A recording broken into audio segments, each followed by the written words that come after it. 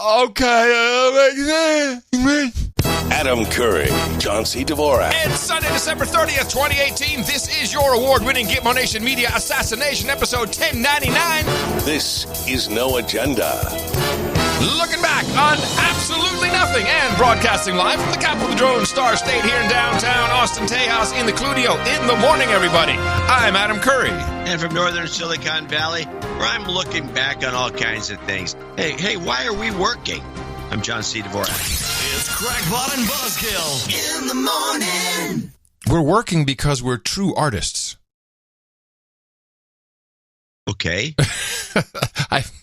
We need the money. We're working because people want to have some real information when everybody is gone. Well, all the substitutes are in. Yeah, but the substitutes typically are no good. They're doing retrospectives, look back. They bring in the B guests. That's the worst. Yeah, they do bring in the B guests. Michael Moore was on, speaking of B guests. Michael Moore was on Chris Hayes for an hour. This buddy. What? Yeah, B guest. We'll get you in at the end of the year. Don't worry about it. You'll get on. I tell you, Michael Moore was on with Chris Hayes for an hour. Oh, God. Yeah. There's your B guest. And I couldn't even pull a single clip from it. It was just, yeah. So that's what's going on in. So Chris Hayes worked. Yeah, not today, as far as I know. But yeah, he was working, and that's a good point. Maybe that wasn't just an old show that was taped. No, I think it might have been a recording. Could have been. Anyway, that's what M5M does, and here on the best podcast in the universe. Everything's so important. Trump's such a horrible person. Everything's so important. Let's take some time. Let's take some time off. We're all going to die. Climate change is going to kill us in 10 years. Trump is literally ruining the country and the world.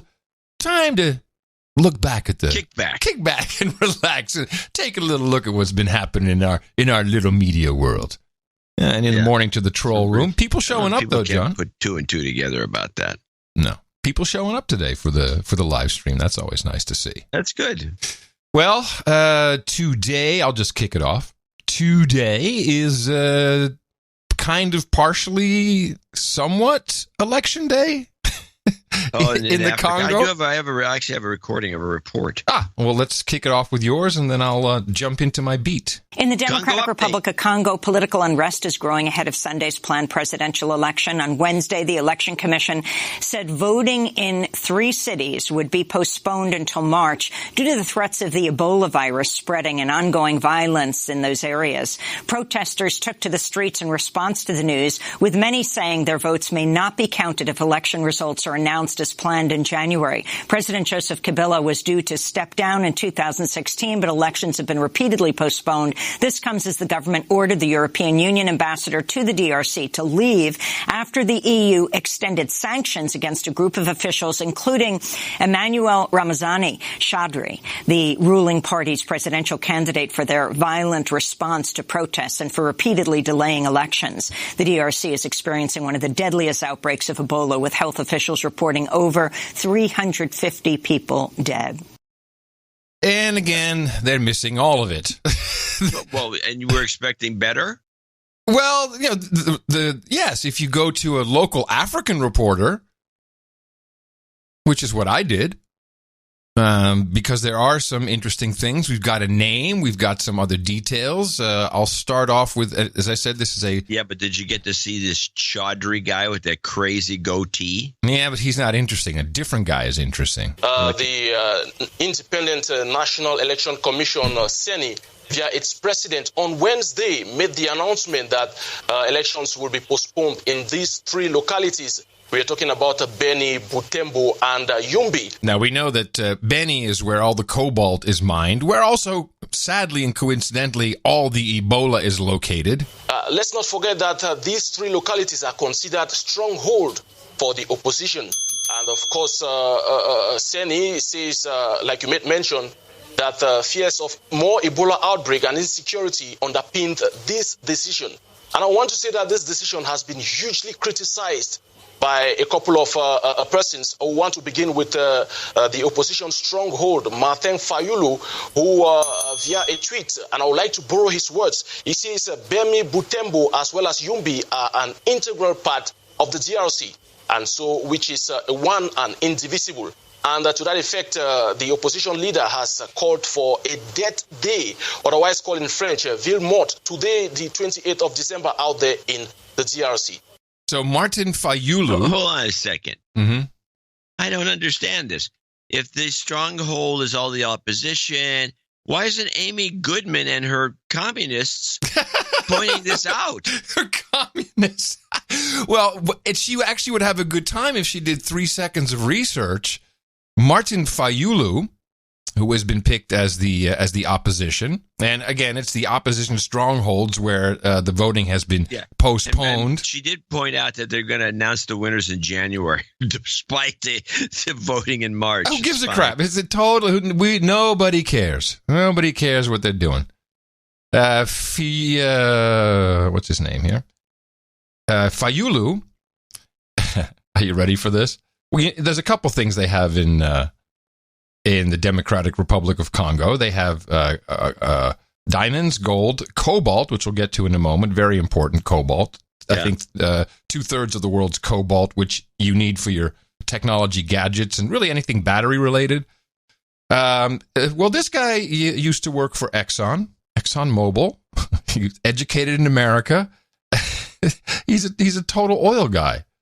They just brought in an Exxon guy, and he is the one that's running. Listen to an AFP report. Outgoing President Joseph Kabila casts his vote in the election to choose his successor as head of the Democratic Republic of Congo. After 17 years of rule, Kabila is not allowed by the constitution to stand again, creating the prospect of the first ever democratic transfer of power in the former Belgian colony. Of the candidates to succeed him, Kabila's own choice, the country's former interior minister, is said to be trailing in opinion polls behind former ExxonMobil manager Martin Fayulu. The opposition accuses the government of failing to distribute the fruits of economic growth across the 85 million population. It also fears possible vote rigging. 3 opposition-dominated regions have already been barred from the poll, officially because of concerns over ethnic violence and the spread of Ebola.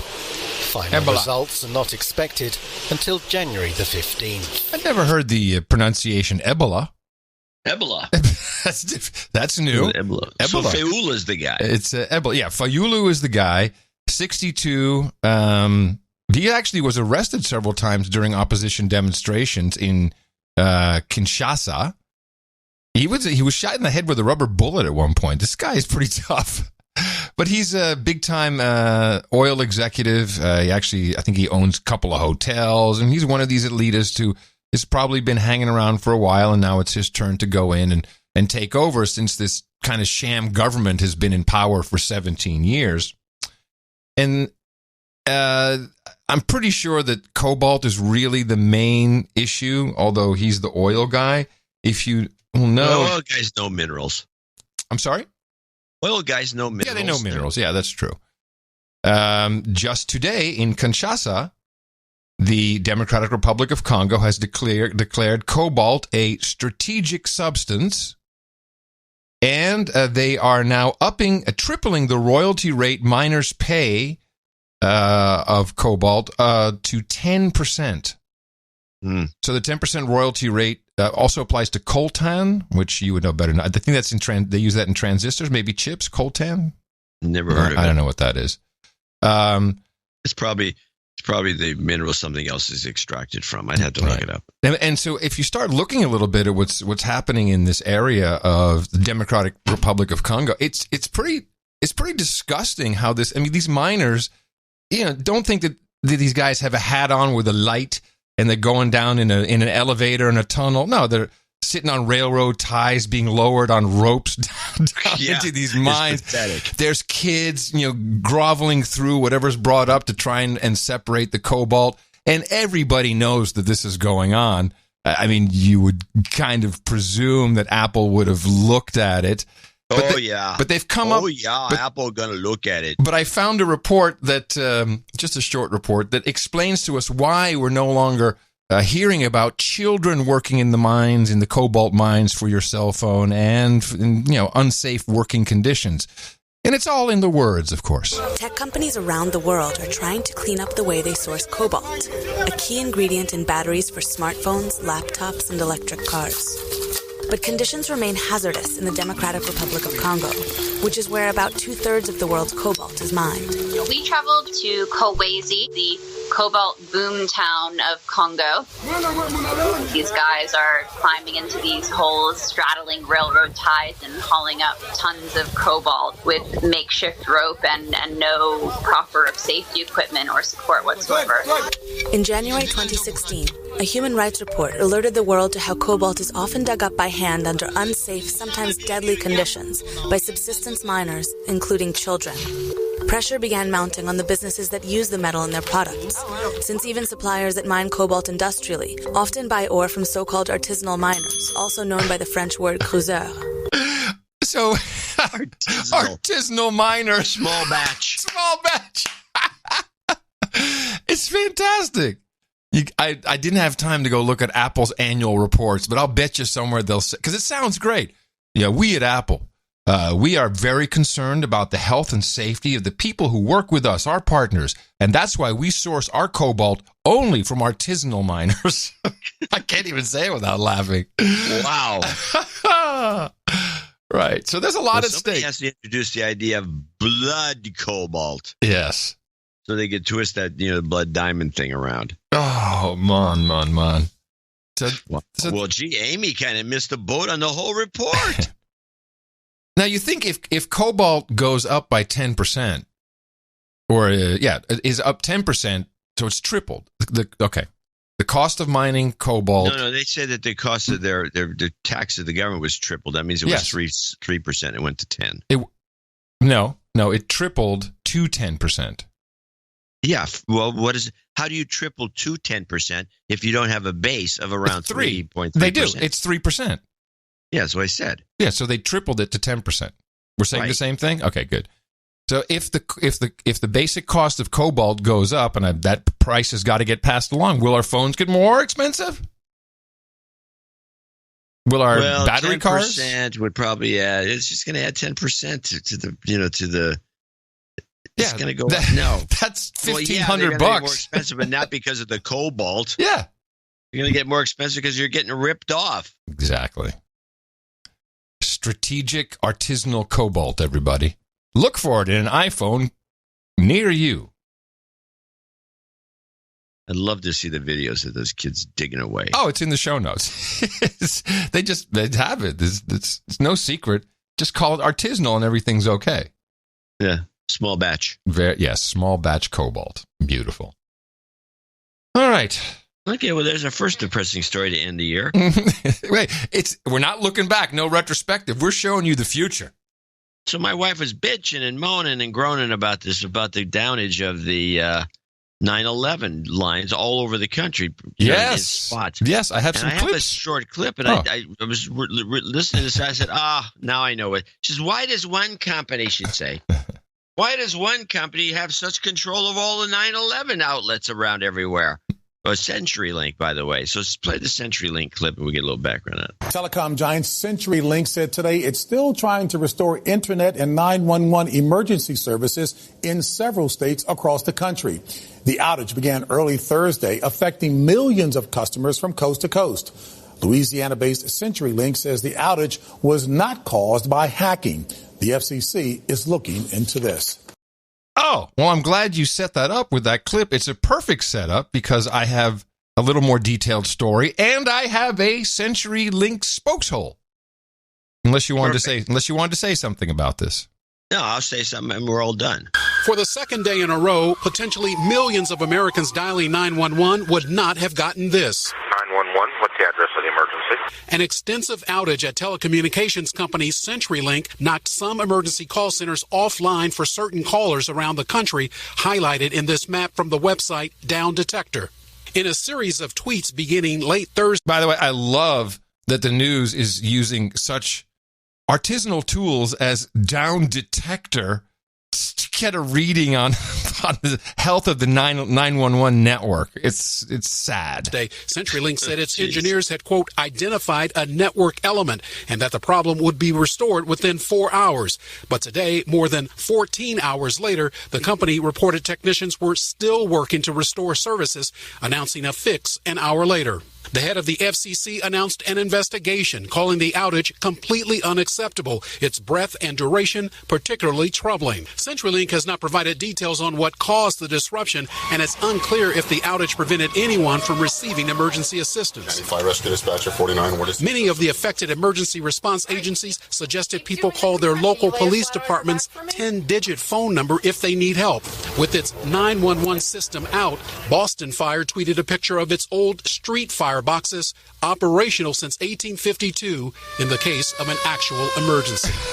Yes, those things apparently still work. Well, that's the old days. Nothing works now. So, did you find out anything about why CenturyLink has the monopoly on this? They won't. Nobody's talking, but But I looked at the map. It's all over the country. It's in big blotches all over the place. Nobody. I know what this is. This is an example of microservices architecture. I don't even know if it's... Some code broke. Yeah. That's all it takes with MSA to ruin everything.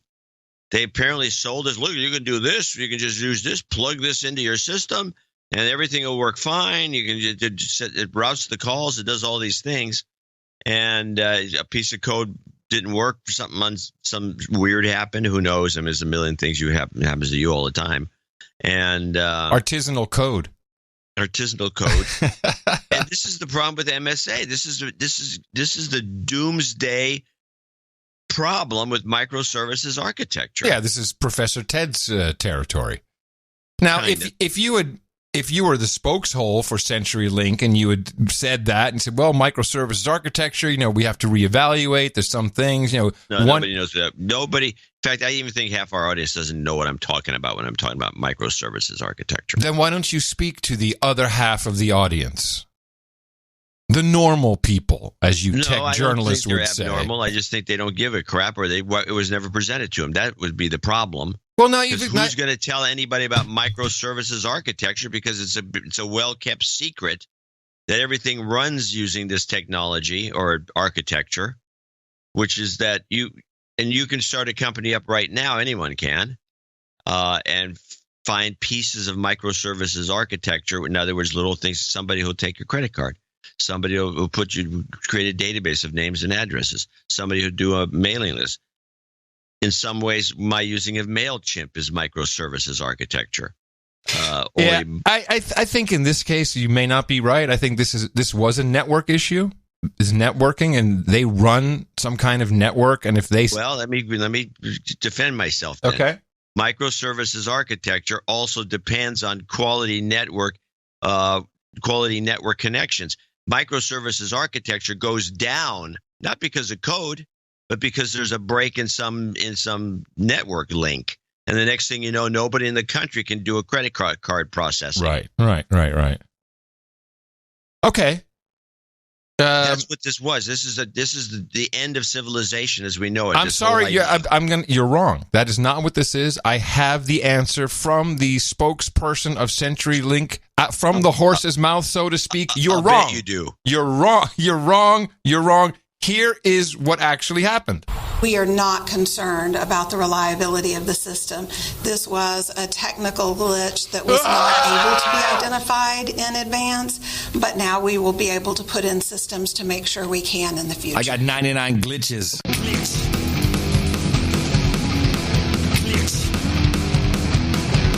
It's just a glitch. And put a goatee on there, will you? I really despise this. And this was for journalists. This was a press conference statement. A glitch, everybody. And you know what all the press did? Would you look at the time? I'll find my story. Sounds good. Now it's about something that could actually hurt somebody. It's not acceptable. It's not acceptable reporting. It's not acceptable. I mean, do you still have the old Adam Curry pet peeve of the day clip? Adam C. Curry's pet peeve of the day. Glitch my ass, people. It's so unacceptable. And I was like, oh, okay. Put a time code down, Yeah, please. I think I have to. Oh, man. The point is that people should look into this. I didn't even know about it until maybe 4 or 5 years ago when I was explained the whole thing by the guys at one of the what's that patchy competitor? I can't think of their names. Ning? Nginx. Yeah, Ning. Nginx. Yes. Ning. Yeah, Nginx. They rely on it. They use it. I mean, everybody's doing it. This show relies on it, Joe. It's so much cheaper. We rely on it to some degree. We have some reliability on microservices architecture. We do. We use buckets from Amazon. Yeah. So that's part of it. You can't get around it because you could do it all in-house. Yeah. But you would be burdened, and it would cost more. Interplanetary file system is the future. IPFS. I used it. I did my feed, and it worked. People got the how many dozens of people got the feed that way? Oh, probably just about that. The ones who subscribed to it. Yeah. Well, it worked. I just put it on my laptop, and people were able to download it, and I had my laptop disconnected. It was fantastic. Anyway, digressing. This needs to stop. Now it's important. I would really like to know what's wrong. I'm sure there's some networking dudes named Ben out there who are also interested. There's a couple networking dudes named Ben, and I'm sure if you look at that map of all these outages all over the place, I'll bet you there's a single point of failure. That's the problem with all microservices architecture. There's a single point of failure where one thing, one little connection somewhere crapped out because some guy on a bicycle, using the bike lane, rolled over a cable that was exposed and busted it. Yeah. Something like that. Yeah. I hear you. Anyway. All right, we got everyone straightened out on that.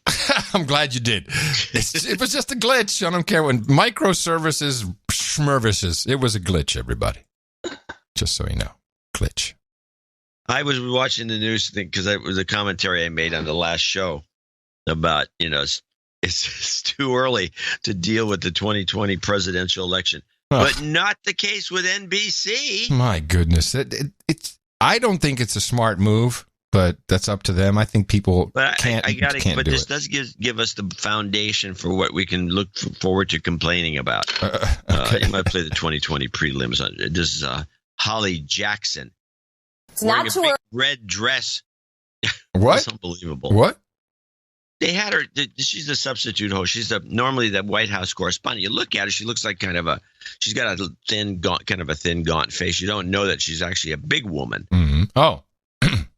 So she's a big woman, and they put her on and I don't mean any offense to that. There's a lot of big women. But they put her in an unflattering dress. But you don't put her in a red dress and make her stand up. Oh, jeez. Not too early to talk about 2020. Many potential Democratic candidates spent this holiday huddling with their families about a possible presidential run. And in some cases, even starting to look for staffers. NBC's Kelly O'Donnell explains. 'Tis the season for Democrats to decide. Over the holiday, I will make that decision with my family. During the holidays, I'm going to sit down and take a lot of stock. Ringing in the 2020 race. After the first of the year, it will be a family decision. The new year will usher in what is likely to be a gigantic field of Democratic challengers, competing for staff, resources, and voters' attention. I'm going to reflect on whether this is something that I should do. But all that thinking turns into action as early as January, some forming exploratory committees, formal announcements likely within a few months. The nomination is up for grabs from the most recognizable and experienced, like Joe Biden. It's all about Donald. It's not about anything else. Or Bernie Sanders wondering if he can capture lightning again. Based on my past. By the way, that was a very odd clip they threw in there of Joe Biden. Why would they do that? I mean, if Joe Biden is one of your guys, why would you make him sound like he's only focused on Trump? Is that truly what the Democratic voter wants? I found this whole package, which I believe Holly produced because she VO'd it. Shit. I'll wear the dress, but I have to produce the piece. And she had a lot of good stuff in there. She had the continuation of everyone saying, I'm going to go over the holidays. I'm going to talk with my family. I'm talking with my family. She had a lot of good, consistent. It was a very well-produced package. It did seem not to like Joe Biden. Yeah. Yeah, it's probably slant. Well, no, the package and everything on NBC is terribly slanted. Let me finish it up, and I want to hear the rest of it. Up for grabs from the most recognizable. Wait, stop. Since you're going to finish it up, go all the way. If you look at it from the perspective of a propaganda piece, I think the way it ends kind of gives us a little indication of what we're going to be witnessing in the upcoming. Okay, good. And experienced, like Joe Biden. It's all about Donald. It's not about anything else. Or Bernie Sanders wondering if he can capture lightning again. Based on my past, based on my ideas, that in fact I am the candidate that can defeat Trump. Or will Democrats make a generational shift? A USA Today Suffolk University poll finds 59% of Democrats and independents surveyed say they would be excited about someone entirely new. At least 6 senators could run for the first time. And you have to decide that you would be a good president, that you could bring the country together, that you would be able to beat Donald Trump. A November Senate defeat has not dampened buzz around Beto O'Rourke. Not to rule anything out and just to be open. While former Obama cabinet secretary Julian Castro has a date picked. On January 12th, I'm going to make an announcement about my plans. Of course, it's early and the path unpredictable, but the process is getting underway, with many of these potential candidates trying to position themselves in what will be a costly and competitive quest for the nomination. Democrats also have to decide among 3 cities where they will hold their nominating convention, and it will go fast. Iowa Democrats will be meeting to caucus in just about 400 days. Hallie? Almost here. Kelly O'Donnell in Washington. Kelly, thank you. So you think Beto? By the way, that was Kelly O'Donnell, not Holly, that did the report. Okay. So yeah, Beto. Huh. You know, it's coincidental. The keeper and I were out yesterday. We were looking for a place to move to in April, May timeframe. And so, we also went to some open houses of places we can't afford. But everywhere you go, South Austin in particular, the Beto signs are still up. One of our James, I think Fitzpatrick, I believe his last name. One of your Texas producers sent me a Beto sign from one of the big ones. Yeah. Oh, the really big one. They're cool. Well, not really big, but it was big. Yeah. No, but everyone has their yard signs still up. The yard signs are everywhere. Yeah. That's very interesting. I'm reminded of Pia Zadora. For some reason. And when the rain begins to fall. Yes, P.S. Adora. Let's talk about her. I interviewed her. Did you now? Yes. You tell me what did you think? Well, all I know is that she had a rich husband. Well, he has a rich wife who promoted because her dream was to be a superstar. Yes. And so he just spent a lot of money on her, getting her. Let me tell you exactly what he did. I think he's dead now. I think he's long gone. But Pia Zadora had manipulated her guy's money, and I want to say that they seem very much in love. So that's fine by me. To make this song, it was from they produced a movie and a soundtrack, and she did the soundtrack with Jermaine Jackson, which is like, you got a lot of money, but you didn't quite have Michael Jackson money, so we got Jermaine Jackson. And when the rain begins to fall from, now I'm doing this off the top of my head, something about the something in the alien. Now I got to know. P.S. Adora movie with the something in the alien. I'm going to go watch it now. No, you don't. Was it the Voyage of the Rock Aliens? So it was something like that. Man, she did a lot of movies. I mean, her husband paid for a lot of movies. Yeah, Voyage of the Rock Aliens, I believe it was. She was kind of a cutie. Yeah. Well, what did you think? You met her and talked to her. No, I didn't think. I didn't. No. She was all right. She was very tiny, very, very tiny. Yeah. Well, so is. But yeah, so your point is well made because Beto's wife is heiress to a large fortune, and her daddy-o probably still has some influence. But I was thinking about it, and while he seems kind of good on paper, white Obama, let's just call him that, he has just I like it. Wow. a white we can call him Wobama if you want to shorten it. I think we have a winner. Wobama. Yeah, he reminds you of it. I mean, how many reports have we not heard? Wow, very reminiscent of Obama. Okay, that's good. Yeah, no, he steals Obama's style. Wobama. Yes. He doesn't, well, I don't know if it's steal it or if it's just, there's lots of people. He studies it and steals Obama it. was influential. He's impressionable on young people like Wobama. Beto. Like little Wobama. Like little Beto. And I see that people dig that part. But he's much younger than Obama was. I think he's 10 years younger than Obama was when he ran. I don't know. I think so. And you just look at the guy and you can see him running. You can see him debating. But do you really see him running the country? I don't think any American sees that. They be like, he's just not, he doesn't have enough. But JFK was the same way, dude. It's the same way, man. Yeah, man. All right. JFK was like a young guy, and they didn't like him because he was good looking. I think if you were old enough to vote for JFK, then you can vote for Wobama. You can do whatever you want. I don't know. It would be great for the show. Well, it's going to be it's going to happen. I mean, they're going to run him. He's not going to get in through the primaries. Hillary's still going to come in and swoop in. As per your newsletter, I want you to reiterate this because it's important. Where we were hearing wall to wall Hillary up until about six weeks ago, she was everywhere. She was with the women in tech, the lesbians in tech, and I'm not making that up. It was the lesbians in tech conference. She's doing interviews everywhere. She's hamming it up. She's got her paperback version with a prologue, and then she starts this fateful tour, a 3-hour tour, and that apparently I don't even know if the tour has been canceled. No one's reporting on it other than no. This has not been canceled, and nobody's reporting on it. Right. So what is? And there's material in there.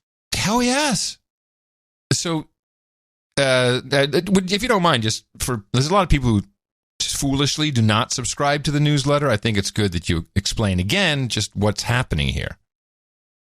Well, to sum it up, Hillary's being blackballed by the media. Yes. And she has been left out when they talk about polls. Well, here's the newest poll says this, that, and the other thing.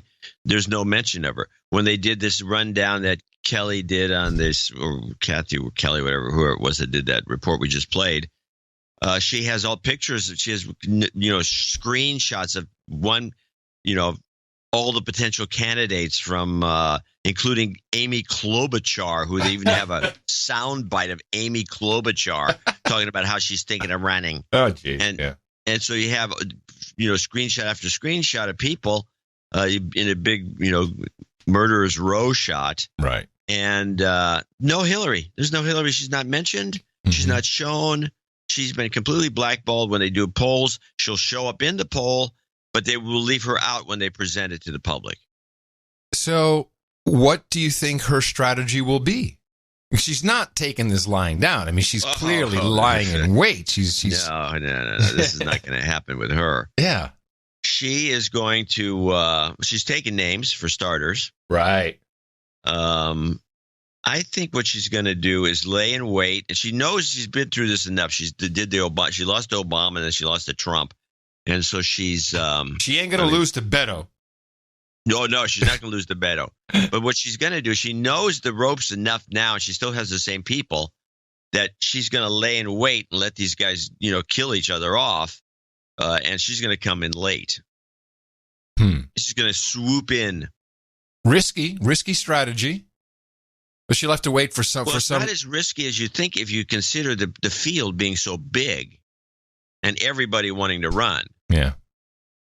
I mean, we're talking 40 people. I know, but the media is strong. I mean, she clearly doesn't have CNN on her side. MSNBC seems to have waned. I mean, she counting on Fox News, the Democrats at Fox News, to help her? No, she's counting on the news cycle to help her. You know, when she swoops in, it'll be like a big deal. And what can she win again? It becomes a center of attention. She won't have any trouble getting ink. I'm just wondering what the catalyst will be. I'm not disagreeing with the strategy, although I don't know. She's nuts. She really thinks she can do this. And maybe she can. I don't know. Maybe the numbers do add up against her, but I don't think we'll see a repeat of Trump-Clinton. Just doesn't sound right. It doesn't sound right to me either. No. But this is, I think, going to be what she tries to do, and I think she could pull it off. It's not even going to be a Trump in 2020. He's going to jail. He's going to jail, I tell you. Impeachment imminent. That's all I see on television. Yeah, it's imminent, and the people any minute. And it's not, as the New York Times said, the worst offender, by the way. Any minute now. The New York Times says a big op-ed. It's not if he's going to be impeached. It's when. It's when. Yes. Well, just on that for a second. I guess somewhere right after Christmas, a report came out that there was a Prague ping from Michael Cohen's cell phone, which would mean he lied and that he was in Prague colluding with the Russians. And this report came from McClatchy, which I don't know why, but I think I know the name, but everyone seems to be saying this is a very reputable outfit. Tell me who McClatchy is. It's one of the old syndicates. It's very it's very established, not some newbie. It's not like the whatever you pointed out earlier about the downtime.com or whatever it is. So they have chops. Really? You know, they're a dying operation, but it's, you know. Oh, then you will like these two clips I have from the man himself, Greg Gordon, who is the person who wrote and filed the story for McClatchy. And when you're, even though you're old school, I mean, they have standing. Is that what you're saying? They're reputable. They're seen as they have standing. Yeah, I think so. Yeah. Well, so the best they could do is get on the Joy Reid show for some reason over at MSNBC. Well, the standing is it doesn't include having a good agent. Oh, well, they definitely need an upgrade in agent.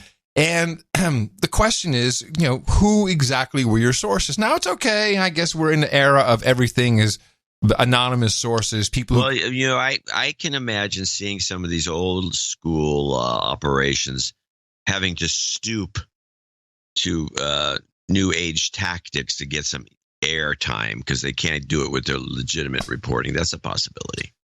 Do you have any idea about their sources? Have you heard any? No, I don't even know this story. Oh, well, this is part of this, sparking up of the it's all over for him, because it turns out that there is evidence somewhere from sources that have a ping in Prague from Michael Cohen's cell phone.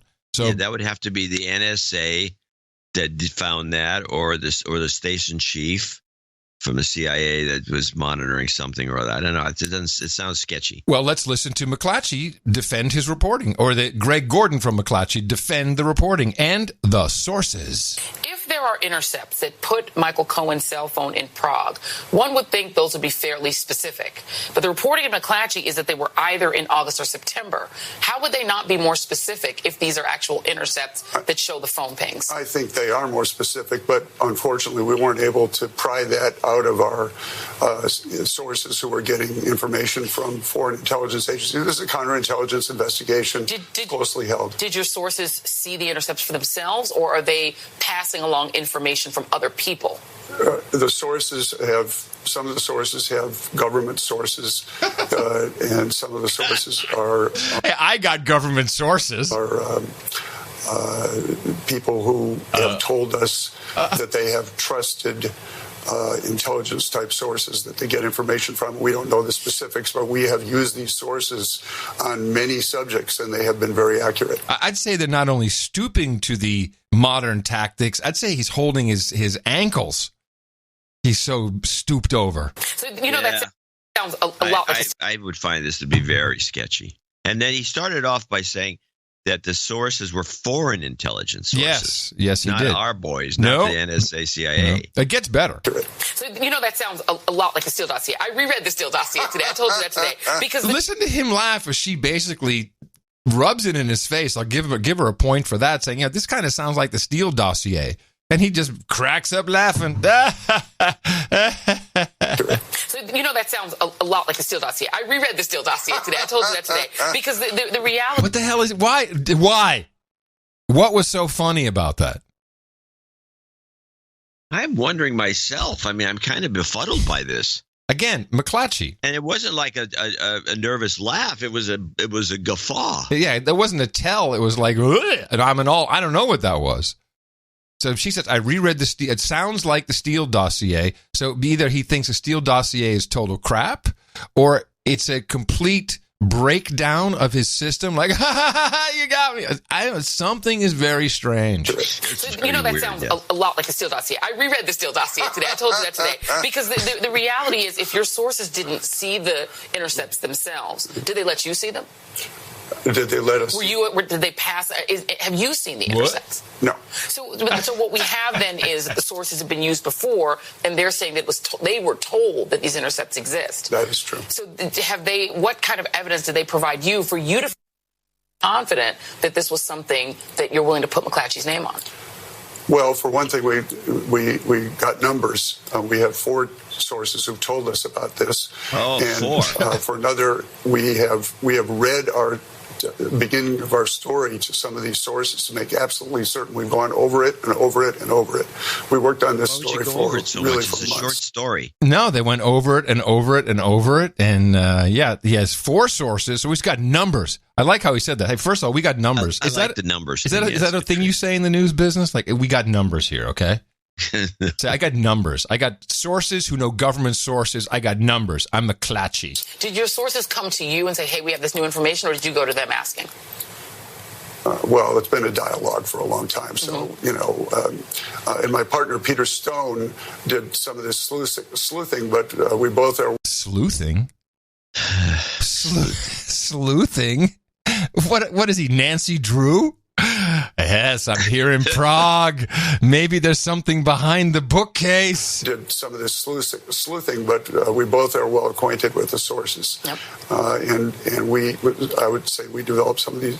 Some of this came from foreign sources, and those people, one of those people, talked to us over a long period of time before he provided a drop of information. Mm-hmm. Now the guy is going to come. He's not unglued, but everything's unwinding before his very eyes, and he even admits to it in this. It gets, it gets kind of sad. I mean, I guess the reason that I'm asking is because we know that there is a possibility that sometimes sources have motives for putting things out, and one of those motives might be to get McClatchy to run a story like this, even if it isn't true. Is there any concern at all that people might have had a motivation to try to get you to run a story that was sort of an Ada in Prague situation where it didn't... What is Ada in Prague? I've heard the expression. I've never heard that expression. Oh, now we have to look it up. Of knowledge. Ada in, I think it's a movie Is reference. ADDA? I think Alpha Delta Alpha. Ada, maybe not. Ada in Prague. I don't know. Ada restaurant. Why would you? That's just a promotion for some restaurant. Even if it isn't true, is there any concern? And one of those motives might be to get McClatchy to run a story like this, even if it isn't true. Is there any concern at all that people might have had a motivation to try to get you to run a story that was sort of an Ada in Prague situation? Ada in Prague. Maybe I'm not hearing it right. ABBA in Prague, maybe? No. Dancing Queen. I don't know. It didn't happen, but they want it printed. Well, that's not the kind of dialogue we've had that would create that kind of suspicion because of the people that we've been working with. But you always have to be wary of disinformation. What I would say about disinformation, we just think about the dossier and Michael Cohen, because this whole Cohen episode, the reason it's got so much attention is that Mueller has not yet charged anybody with collusion or any crime equating to collusion. And so what this meeting or purported meeting in Prague could mean is the first strong evidence of some sort of collusion. Beyond the fact that his cell phone appeared to show up in the Prague area, we don't even know if there was a meeting. But this is coupled with some intelligence from an Eastern European intelligence agency that picked up this conversation. Now it's a conversation. Yeah. So now the conversation, they picked it up and somehow it came from Prague and, any collusion? It's now the last 20 seconds. Very, very sad thing this man is about to say. Michael Cohen is in Prague from a Russian official, we believe a senior Russian official. And I guess my exit question to you would be, is there anything that you were able to actually physically see for yourselves that corroborated what these sources were telling you?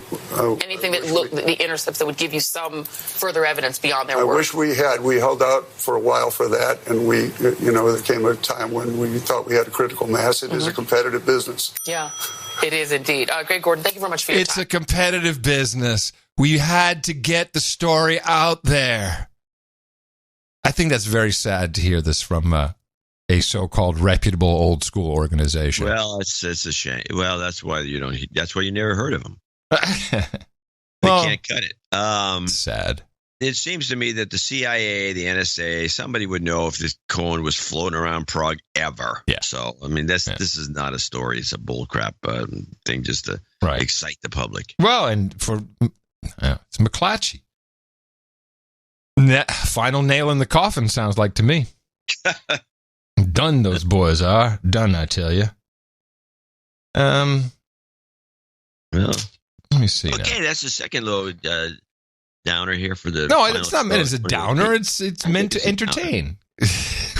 We've had glitches. We've had pings. What else do we have going on in the news? Well, I got a series of clips. Let me change these either. Oh, I did. I was going through I was going to do the whatever happened to. Yes. I have two clips on the same topic because it turned out to be, this was in 2015, just a few years ago. It turns out to be, this was the news item of the year. Every channel I have the two clips about it. It was going on and on. Everyone was just up in arms and everyone was in a tizzy over this whatever happened to story. And I have the PBS version and I have the ABC teaser on this thing. Let's start with the teaser. The eye-opening new cancer warning. Hot dogs, processed meat, and bacon now put in the same category as cigarettes and asbestos. Whatever happened to that story? Whatever. That's a good... asbestos. So let's listen to the PBS report. This new report released today by the World Health Organization found that often beloved meats like sausage, bacon, ham, and hot dogs can cause certain types of cancer. Prior studies had established similar connections, but the WHO was the most prominent health organization to specifically say processed meats can cause cancer.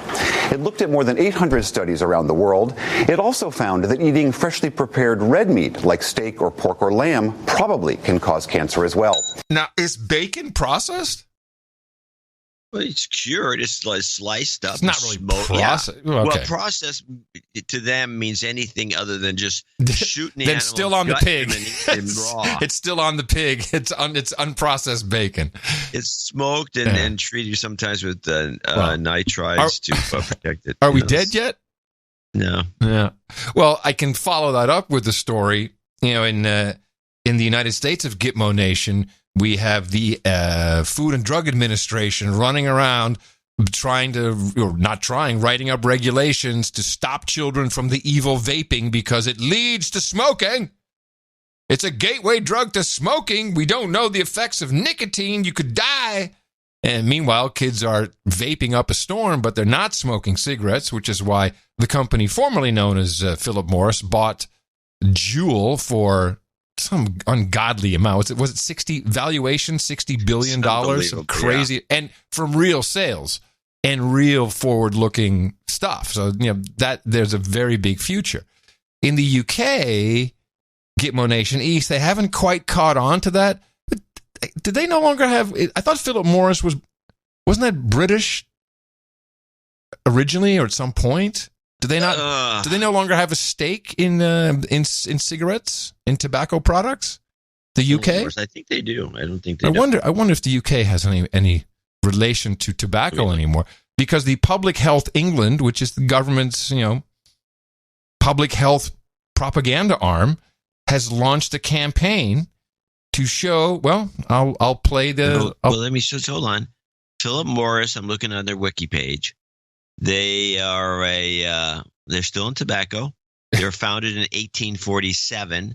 Their headquarters in New York. They're not a British company. I thought they were. You had British American Tobacco. There was a number of companies there was a lot. Of them. Anyway, they won't if they do, because they're really trying to get rid of cigarettes, and they're doing it by showing the kids vaping is good. And what we are going to do is we are going to have one bell jar set up to smoke the average number of cigarettes smoked by a smoker each month. And then we have another. I'm going to tell you, I need to give you some visual aids here. So they have 3 bell jars with cotton balls in them. One is the control bell jar, which just has cotton balls, just air. Then they have one with a vape stuck on the top, and they have one with a cigarette holder. And they drew in the equivalent amount of cigarette smoke and vaporizer, condensation, as to a month's worth of smoking each product. And I'll say smoking in... a month's worth of nicotine in one puff? No, a month's worth. It's not the nicotine. A month's worth of whatever you puff from a cigarette, a month's worth of from whatever you puff from a vape, and then just nothing, plain old air with the same, just the control jar. The bell jar through which we draw vapor from an e-cigarette for the same amount of time. And then, as a control condition, we have clear air to demonstrate not smoking or vaping. So let's see what's going to happen. Here is the bell jar with cigarette smoke. I mean, it just is so revolting. Look at this. That's just the inside of the jar. Here, a lump of tar. So that's what's going on inside your lungs. There's loads of it. And this is only after 1 month. So now let's have a look at the e-cigarette. Let's just see. A little bit of vapour. That's the only one that's really got much in the way of colour. Just feels wet. My research shows that e-cigarettes are significantly less harmful than cigarettes. A big reason for this is the tar, which you can see here, which is not produced by e-cigarettes, but produced by cigarettes, which are linked to diseases such as heart disease, stroke, and cancer. Well, there are 6 million smokers in England, and we think about 500,000 of them will try and stop smoking in January. The best thing a smoker can do for their health is to stop smoking, but don't try and do it on your own. We ask people to search Smoke Free and get some help so that they can be more successful in quitting smoking. So I don't know, but to me it sounded like they were telling the kids vaping is good. Well, it doesn't produce a lump of tar. No, it the doesn't. Size of a baseball. It doesn't. And there was zero talk of nicotine. Nicotine is not the issue. The tar and whatever other cancerous crap. Nicotine is the addictive issue. So they say. Tar's not. No one's addicted to tar. Hey, I've become a roofer. No, right. But yeah, exactly. So, but you get the point. It's like someone's not on board. Yeah, they're of course, this is what these guys do. They've been in the business of. These guys must be beside themselves when they were banned from advertising. They owned one of the NASCAR races. They were advertising on TV. They had Ronald Reagan smoking Chesterfield. Do you remember Johnny Player Special? No, I don't JPS, the black with the gold letters. It was all the racing cars had it. Yeah, JPS, Johnny Player Special. And the cigarettes, I remember as a 15-year-old, hey, man, I'm going to smoke some Johnny Player Specials. Well, it's like smoking a dog turd. Like, unbelievably crap. Good times. Well, most of the cigarettes are, I never smoked, so I can't really I'm not a connoisseur, so I can't say. No, I can't. But these guys have to be beside themselves because we're talking about some of the greatest marketing people in the world that have to sit down and come up with schemes because they can't really you can't just cut them loose. It's got to be very frustrating. Right. So this is their latest. So at least they're doing. They're keeping busy. Yeah. Well, I see there's a bigger future for vaping. It's big. I think you're right. It's well, if only I think it's dorky, especially with the smoke. It is dorky. It is. It's not smoke. I know it's vapor. But my favorite is guys with those souped up things. They fill a room. You know, there's vapor. But the vape goes. It dissipates pretty quickly. Yeah, but it's But I do remember going to visit Dexter. I remember visiting Dexter at the vape conference in Dallas a couple years back, and the whole hall was just one cloud. It was just hanging there. It's, you know, smelling of like popcorn and cotton candy. God, and sick. It's just, I'm not a big fan of the cotton candy. Where was this event? In Dallas. It was big. It was at the convention center. A lot of people vaping. That's when I got the hoverboard. Remember? Oh yeah, whatever happened to that thing? Yeah, I gave it away. It's a flying bomb, man. I don't want to be on that thing. The battery, just waiting for the battery to ignite in my house. I don't need that. All right. Yesterday, I saw some guy go by on a one-wheel Segway. Yeah, between his legs. Well, yeah, but you're ride it like a skateboard, so you're sideways. It's between your legs, but you're sideways, and the wheel is parallel to the skateboard. Yeah, that's all we need. More of that. I was thinking about the dockless mobility, which is what we're talking about. And here's what I don't know. So the companies that are big in this are Uber and Lyft, and they've purchased pieces of the big front runners, Bird and Lime. And you know, knowing that the Uber model itself only is working because they're severely undercutting the actual price I mean, they're selling rides below cost in most cases, unless I use, you know, the app I used to use on my phone. They go, it's Curry, just, you know, do times 5, because that's how they price their rides. You know, Tina will use an app and she'll get the same ride for less. Same with Airbnb and all that stuff. But, you know, they're really not making any money on any rides. I think they're losing about $1 billion a quarter. And the reason they're still around is because they've been able to get some, you know, new group of idiots for, you know, the 5th round of investment to put money in, so they can keep it is a bit like a Ponzi scheme, or at least it's a scheme where they just need to keep pumping money in to keep afloat. Do you agree with this assessment? Because I want to make sure I'm seeing it right. Because No, I don't. You think they're making money? You think they're profitable? There are reports around that float around the investment community that show that you can, if you set up one of these bullcrap operations, you're in the black within 60 days. Wait, and I'm talking about cars first, not about the bikes. I'm talking about the cars. Oh, I don't know anything about the financing of that. That's where they're losing $1 billion a quarter, is my understanding. Oh, it could be. So they've bought into this, what you believe is a profitable, or you've heard can be a money-making operation. But I'm just going to go, you know, whatever happened to. We had the big bike sharing startups in China. It was exactly the same thing. They had $2 billion initially in venture. You know, then 18 months they started to really catch fire, and then more people came in, and then more money, and they started to acquire each other, and then they had an IPO. One of them raised $4 billion in IPO, and now these companies are all done, broke. There's huge mountains of these bikes that are just piled up because they're out of business. They're not used. You give them to the homeless? I don't think they have homeless in China. Oh, it's true. No homelessness. Yeah, no so, homeless. I mean, it wouldn't invest, and you know, and what happened is investors just stopped investing. Said, well, you don't seem to be able to make a return, and this was on the scooters and the bikes. So I don't know. It just doesn't seem like. I mean, you got a lot of people in China. If you can't make it work, I remember pictures of China. There were more bikes than we thought in Amsterdam. It's like, oh, these people really have a lot of bikes. Man, you remember the video, the old film footage of here's Beijing and people on bikes everywhere. They couldn't make it work. Yeah. So I'm not so sure. Every time I if there's an Uber involved. Well, my advice is don't invest in this. Well, no, but also, I think the whole system just it doesn't seem sustainable.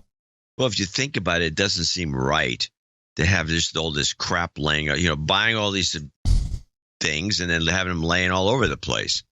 It just doesn't seem like I have come to pick them up and charge them. Yeah. Yeah, that's expensive. It's expensive. GPS, that's got to cost money. And, now downtown Austin, they have a new problem. Whenever one of these bikes or these scooters is parked in the middle of the sidewalk, there seems to be someone going around and putting his boot and bending the disc brake on the back. There's a disc brake on the back? Yeah. Exposed disc brake, very thin. And it's apparently, if you put your boot on it while it's lying down, you can bend it and then the wheel won't go, rendering the whole thing inoperable. Someone is doing that in downtown. Some vandal is doing that. I have no idea. And I bet you the police aren't interested in catching him either. No. We have other things to do, sir. Yes. I'm not sure what. We got to go protect the ground for the soccer stadium. Make sure no one's peeing on it. Something like that. Wow. It's always something. That's awesome. That's the thing that's always overlooked in these great utopian schemes is the preponderance. I'm not talking about just occasional. I'm talking about preponderance of vandalism. That's why we have the police.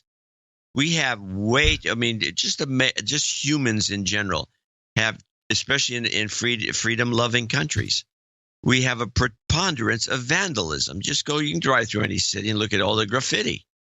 It's all vandalism, even though there's a lot of art in there. But in Austin, we have we call it a graffiti park, and we call it art, where it's really just a bunch of, it's a place where there's some rundown buildings where kids are smoking dope and drinking and spray painting the wall. But in Austin, it's art. Well, there are pieces I've seen. I've collected some, actually, of graffiti that is art. It's a very specific style of art. And it's very pretty. And but that's not what most of it is. Most of it is these, what they call throw-ups and just tags and just a mess. Yeah. Well, clearly it's beatniks who are doing this in Austin, so they're taking the law into their own hands. And with that, I would like to thank you for your courage and say in the morning to the man who put the C in cobalt, John C. Dvorak. In the morning to you, Mr. Adam Curry. Also in the morning to all ships at sea, boots on the ground, feet in the air, subs in the water, and all the dames and knights out there. And in the morning to our troll room and all the trolls taking refuge there at the time being, which seems to be more than I expected, actually. We must have some finger-snapping beatnik freaks in the troll room, but we appreciate you guys showing up for this end-of-year show.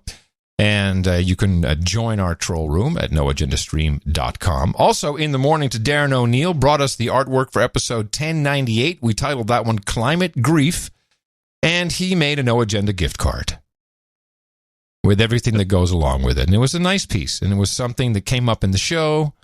We were talking about the gift card scam, and we already used the Climate Grief title, and so it really was the best piece of art, although I think there again were some other good ones. Yeah, it was Usually you remember. Usually you remember. Let me see. What was? I don't remember. There's something really good that we liked in the last show. All right. Well, let's thank a few people. Meanwhile, NoAgendaArtGenerator.com. We appreciate it, Darren. Thank you so much. Sir Neville James of Bray Park Hill in Australia came in with no note. And I sent him an email asking if he could get a note in, but he couldn't get it. Obviously, he's probably, I don't know what he's doing.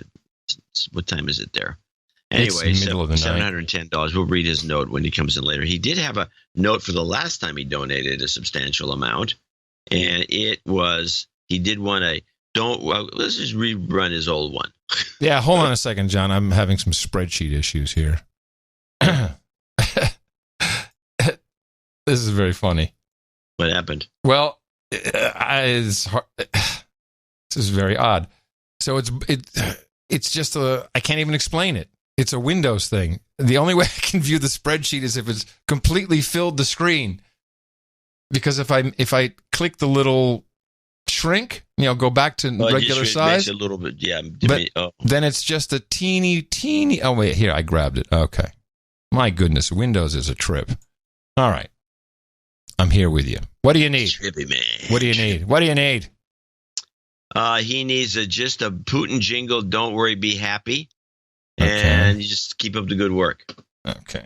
We have that. And no karma?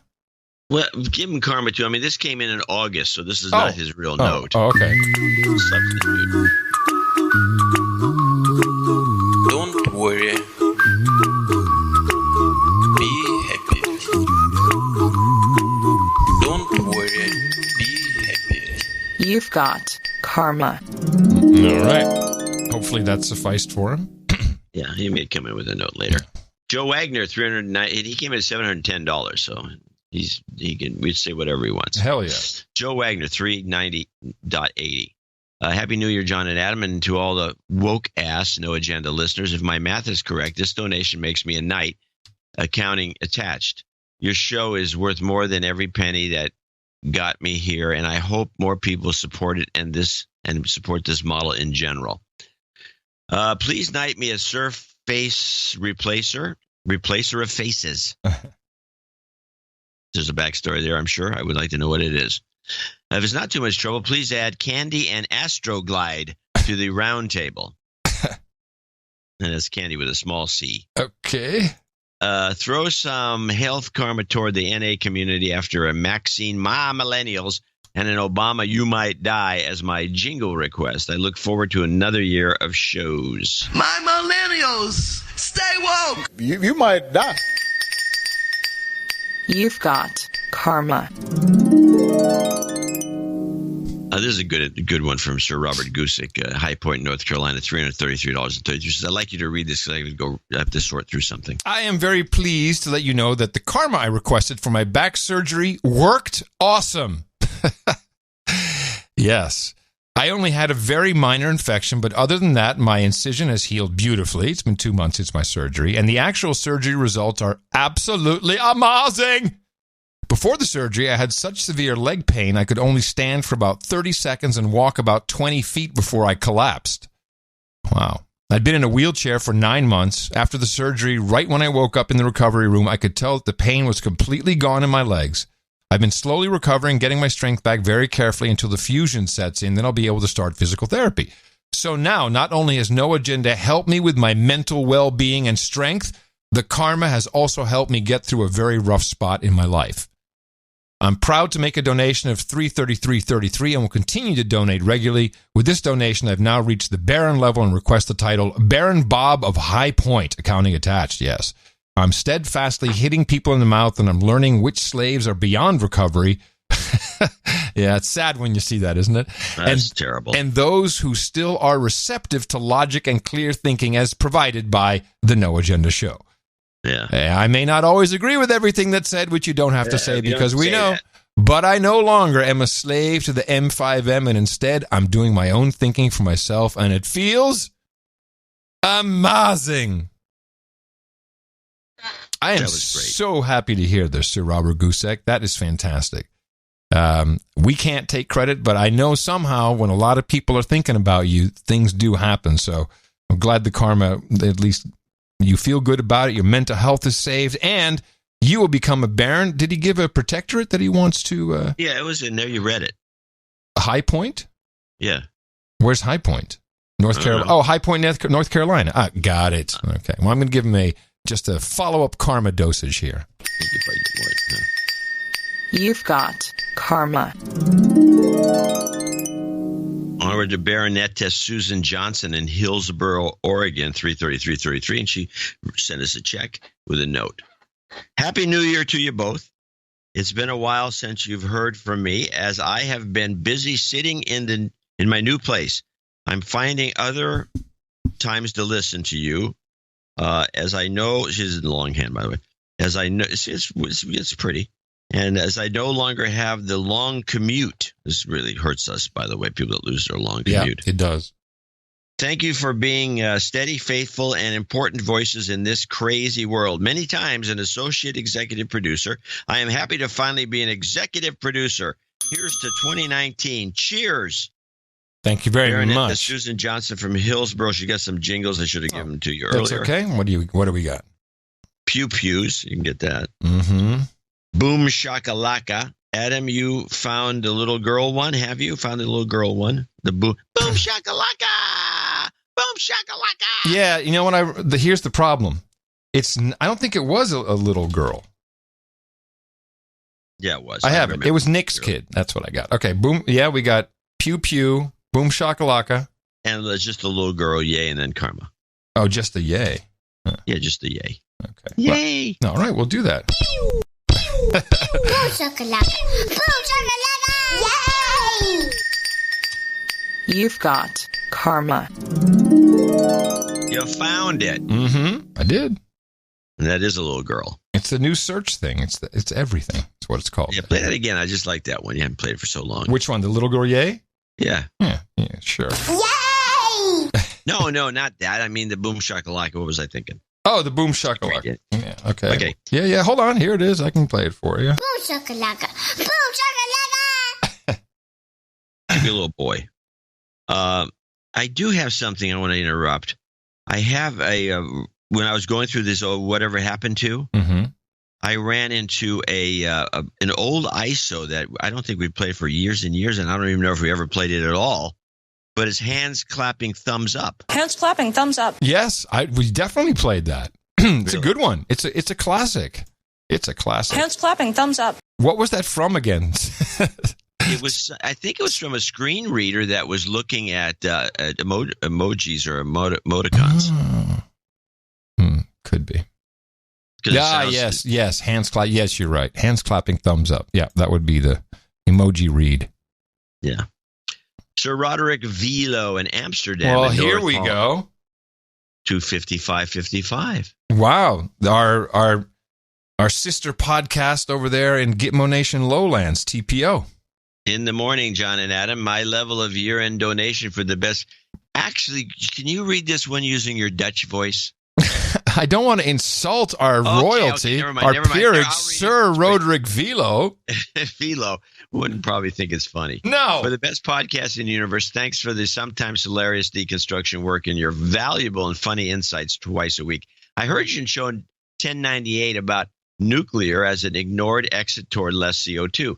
A very clear voice on this matter is the American author-activist Michael Schellenberger. He explains the fear propaganda and his pro-nuke views in a great TED Talk. Oh. We don't like TED Talks. I don't. Yeah, but and he says in an interview he did with him in Amsterdam.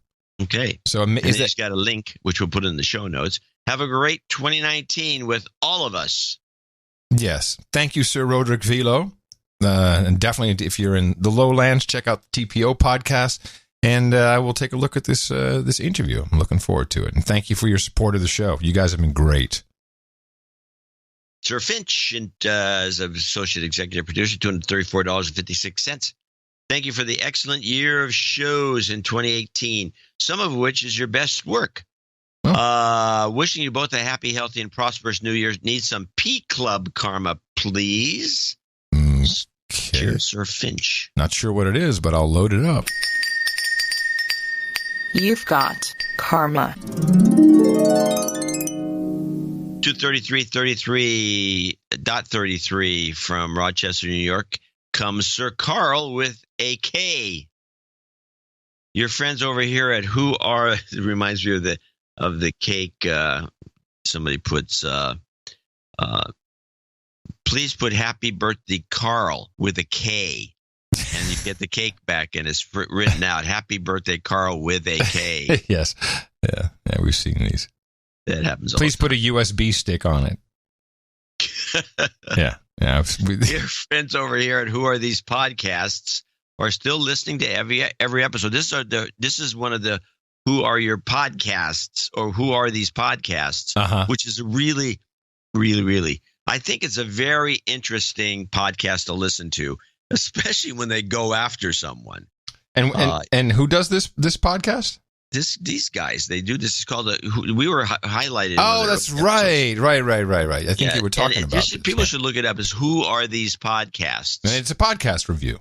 It's a podcast review, which is something that I hinted at doing, and it didn't seem like it was going to work out. No. Because we really have nothing good to say about anything. That was the problem. The problem, it sounded like two podcasters making fun of podcasters. Two old white podcast douches. Yeah, no good. Yeah, it wasn't going to work. No. So these guys have taken the role And they sound like the douches instead of us. But I'm telling you, it's definitely worth listening to. Okay. Yes. Some of it's quite hilarious. Anyway, keep up the good work. I like to hear chemtrails followed by don't be a denier. The science is in. Thanks for all you do. Happy New Year. Sir Carl with a K. Let's see. And what is it called again? The podcast? Who are these podcasts? Who are these podcasts? Okay. Let's see. We got this here and Chemtrail. The science is in. Science. You've got karma. It's a potential podcast for the stream. William Stodd in San Antonio, Texas, $210 straight up. Actual name is William Stodd. I'm going to send an email to Adam in case this gets cut off. I hail from San Antonio, Texas, 210. I'm a relatively new listener, listened to about all of 10 or 15 episodes now, yet still I feel the need to apologize for being a douchebag for not donating. Hopefully this makes up for all the valuable time and content you all have given me thus far for free. Well, let's give him a de-douching then. He doesn't. He's not asking for it, but it seems warranted. You've been de-douched. Yeah, I don't have to worry about it anymore. I'd like to also call out my dear friend and co-worker Travis Wilborn for being a douchebag. Douchebag. This man has been listening to the show far longer than I have, and even introduced me to it, yet has not donated a penny. It's like the outraged citizen. I got to tell you, Mr. Policeman, this citizen has been listening to the show far longer than I have and has never donated a penny. I also like to request that RESPICT to my smoking hot wife, Madison, who's all on board with my road trip to knighthood. Woohoo! Again, that's good. You're Yes. on board with You got this. a good one. That means we'll be listening more. You got yourself and a then I keeper. can read these notes like this. Yes. Again, thank you for all the wonderful laughs and news and deconstruction and valuable content. I wish y'all a happy new year. Yeah, happy New Year, San Antone, William Stodd, and smoking hot wife. RESPICT. You've got karma. He's such a gift. Al, it's a gift. Randall Brown. Now I have to look into my email box. I didn't see this was empty. Randall Brown. I don't see nothing. Shall I take a look? Yeah, take a look. I Look do into not Randall. recall. Randall. Randall. Well, let's see. No. Nope. I'm sorry. I do not have anything. One more time. No, I have nothing. RAND.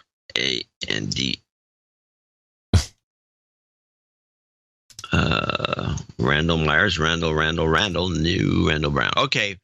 Then we'll just assume that's an NJNK. I don't think it came in as a check. Boom. So Randall Brown, 201-90 in Providence Village, Texas. We got a lot of Texans coming in today. They're all itching for a meetup. Texas meetup. You could top the numbers we've had. We're gonna have the big Texas meetup in the new year. It's in the planning stage. People. Yeah, it's going to be more than that. It's going to be huge. Huge. Okay, now we got an interesting situation. Well, this is Ed Boutelier, $200. Happy Yuletide and Happy New Year. Keep up the good work, Ed. Pronouncing La Boutier. La Boutier. La Boutier. Thank you very much, Ed. Appreciate that. Now we have Sir Hashtag Null and Sir Dragonheart, who both came in the same envelope. Oh. With two separate $100 or $200 postal money orders. Nice. And they sent this note in. So you're thinking that maybe Sir Hashtag Null and Sir Dragonheart are living together or in collusion? You could be in collusion. Yes, I'm thinking it's a collusion. But they sent a very nice card. Some dancing naked guy on it. Okay. $200. Crackpot and Buzz, and the card is printed with a. Now whose card? This Sir very Hashtag's nice font. What is Sir Hashtag's card or Sir Dragon? No, both of them signed the card. Oh, it's one card, two guys. Yeah, one card, two guys. Like two girls, one cup. Yeah, I got it. Two okay. guys. Yeah, it's a Trader Joe's card, so that's another kind of a giveaway Clue. here. Yeah, clue. Although this is I want this font. Sir hashtag Null or Dragonheart, send me give me the name of this font. Happy holidays to you, fellow knights, dames, and other titled members of the round table, producers and artists, and even those of you who don't think the cause is worthy enough to warrant supporting truth, justice, and the insert justification way. Please forgive my son and I. Oh, it's a father there we go. Father-son combo. For not pitching in for a while. This is actually both. This is Dad's $400 donation is what it amounts to, I think. But credit half to his son, and that they were two separate money orders. Please forgive my son and I for not pitching in for a while, but this has been a complex year. Not to mention, we lost someone very close to us earlier this year. Please find a homage from both of us enclosed. We wanted to make sure. I love this font. We wanted to make sure. John, is there such a thing as font porn? Because you need to start the website. Just gorgeous. We wanted to make sure we sent some form of support before the calendar flips and help bridge the gap before the big 1100 show, which is the next show of the year 2019. We are honored to be part of a community that wishes to see beyond the smoke and mirrors, and especially what is behind the curtain, number 3. Adam, your attention to detail and professionalism is inspirational. Woo! Foam figure. Very much appreciated. I have been listening to podcasts since 2006, before it became a thing. And No Agenda is without doubt the most sophisticated experience I've ever had. And not just for the content. The presentation and audio quality is top shelf. Thank you. Well, John, we do work hard on that. John, do you believe in divine intervention? That is when you and Adam somehow came up with the idea to do a talk program. And the metamorphosis is what we count on every week to keep sane in this padded world. As the elder statesman of the duo, your insight, wisdom, and broad-range knowledge really gives us a perspective that is definitely absent from the general media. Well, elder statesman, I like it. 20-year-old can beat them, including top of the list podcasts. Well, you do it with one arm behind your back. I mean, let's be honest. And dribbling too. Yeah. But pretty soon it's from my mouth. Make no mistake, folks. History is riddled with instances of information suppression and conflagration, which is why now, probably more than ever, we need a resource like No Agenda. Do your part to keep the lighthouse flame a-burning. Oh. Yours respectfully at the table. Respectfully. Or hashtag Null, Sir Dragonheart. No jingles, but we appreciate some karma. Well, you guys are getting some karma, and thank you for checking in again. Good to hear from you. And please send me this font as well. I'm all jacked about it. I'm getting all jitty with it. Thank you, guys. Really appreciate it.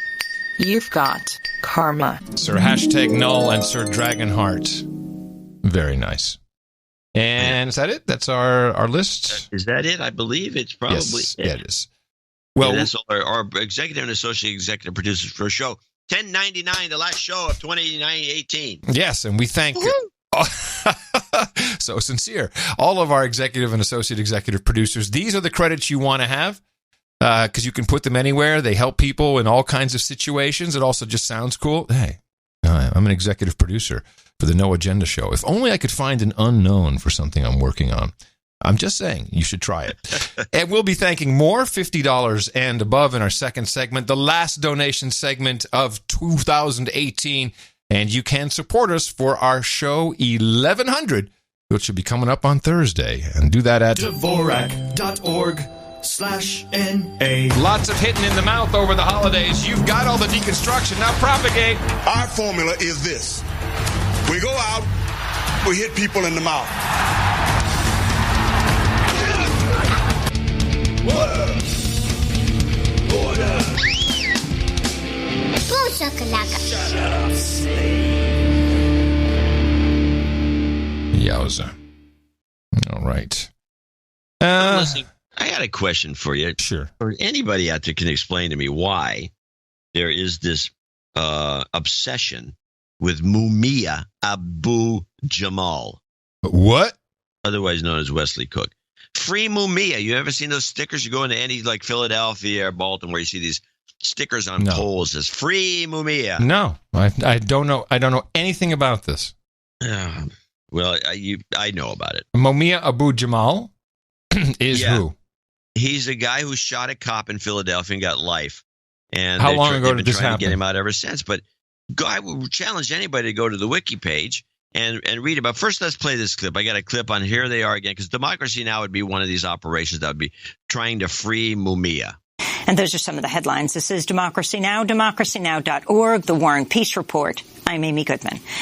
We begin today's show with an update on a major development that could be the path to freedom for former Black Panther Mumia Abu-Jamal, the award-winning journalist who was convicted of the 1981 murder of Philadelphia police officer Daniel Faulkner, but has always maintained his innocence. On Thursday, a Philadelphia Common Pleas Court judge ruled Mumia Abu-Jamal can re-argue his appeal in the case before the Pennsylvania Supreme Court because then Chief Justice Ronald Castile failed to excuse himself from the case due to his prior role as Philadelphia District Attorney when Abu-Jamal was appealing his case.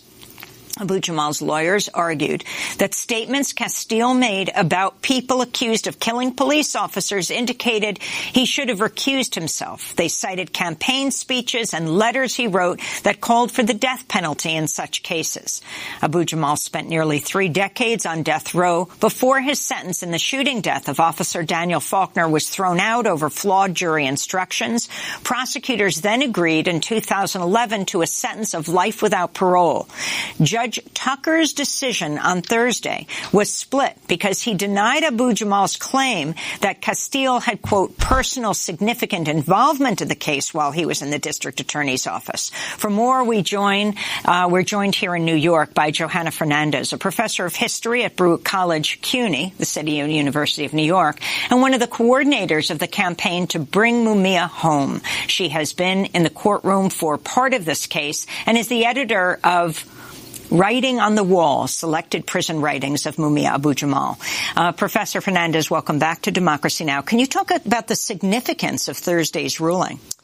Well, this is a case that is important for Mumia Abu-Jamal, but also for dozens of people sitting in prison in Pennsylvania.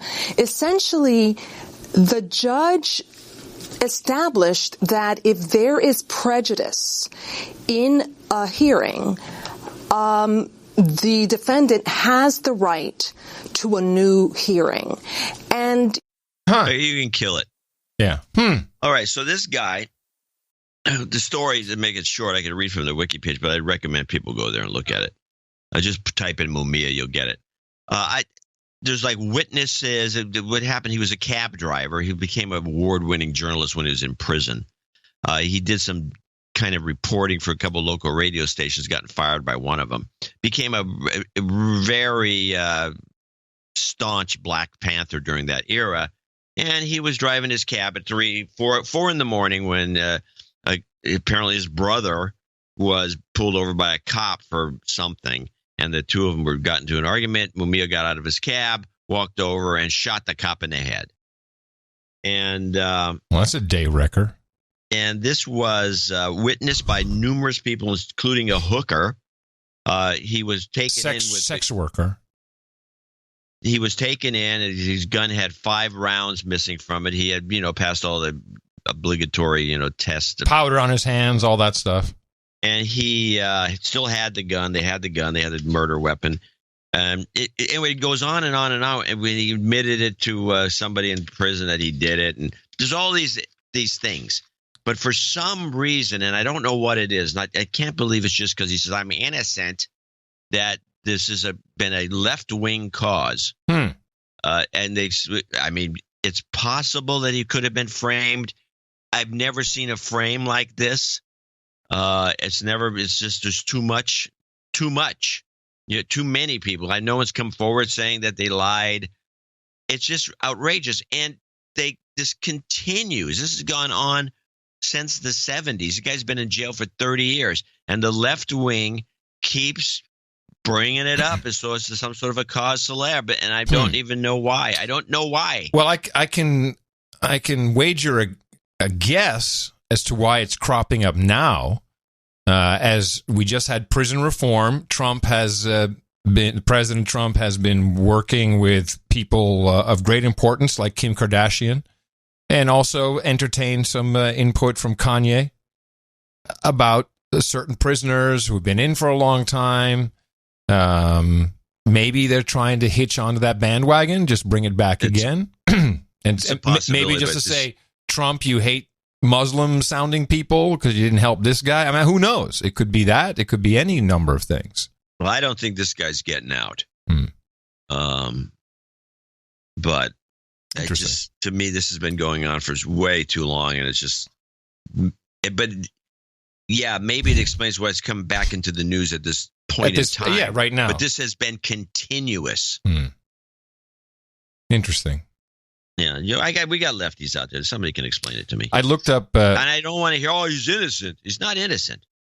I looked up Mumia Abu-Jamal on the wikis, and I got, "Hi, reader in the U.S. It seems you use Wikipedia a lot. That's great. It's a little awkward to ask, but this Sunday we need your help. We depend on donations." Of course, I'll donate. Just because they make a lot of money doesn't mean we don't use it a lot, and they don't. And just because I don't always agree with what they say doesn't mean we shouldn't support them. I would send them a nasty note. I always send them money at the end of the year. Of course, it's a valuable resource, whether it's right or not. It's valuable. Well, it is a valuable resource. There's no doubt about it. You said this guy became an award-winning journalist in jail? Yeah, he wrote a book about being in jail. Well, it was kind of, just like I think, by the way, there is some left-leaning idea of the literate mind. So if you can, this happened with Norman Mailer. He found some guy in jail who was a savant, very good writer. I can't remember his name, Henry or something like that. Henry something. And he got him an early release, pretty much in Norman Mailer's recognizance. And that guy went out and killed somebody or raped somebody or did something that got thrown right back in jail. And it was a huge humiliation for Norman Mailer. Gotcha.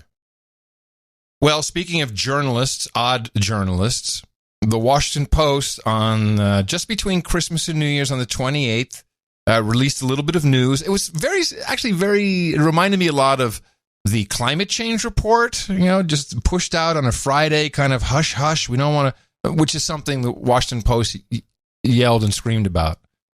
They put out a news report admitting that they had discovered text messages between their star columnist, Jamal Khashoggi.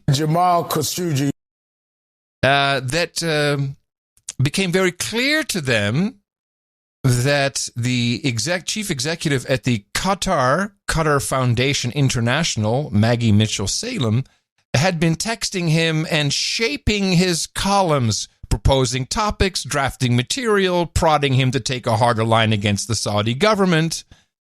And this was below the fold even in the article that they admit to this.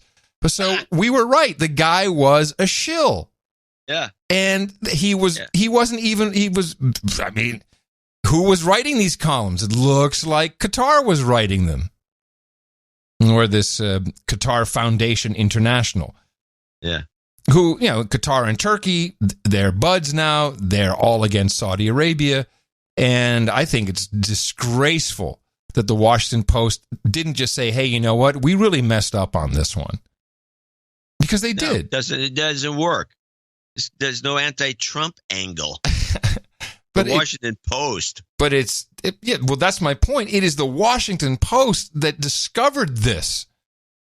That they're big, they're big columnists, they're freedom fighter. Oh no, we love him. He's great. He was just a shill for the Muslim Brotherhood. And they have every right to be journalists as well, but don't tell me that you're the Washington Post and you're holier than all that. You got the same problems everybody else has. Only you didn't catch it. Or did you? They did. Well, when they finally caught it, they did it sheepishly. That's very, very, very, very low. Yeah. Especially let's put it in below the fold on page 40 and then a Friday night on the Bulldog edition or whatever. It's exactly what they did. It's exactly what they did. It's disgusting. Okay, well, since we're in that part of the world a little bit, let's talk about the Sudan riots, because there's a funny thing that happened on the way to the Sudan riots, which are going on as we speak. It's not being covered by the media, of course. There's too many retrospectives of the great 2018, whatever happened then.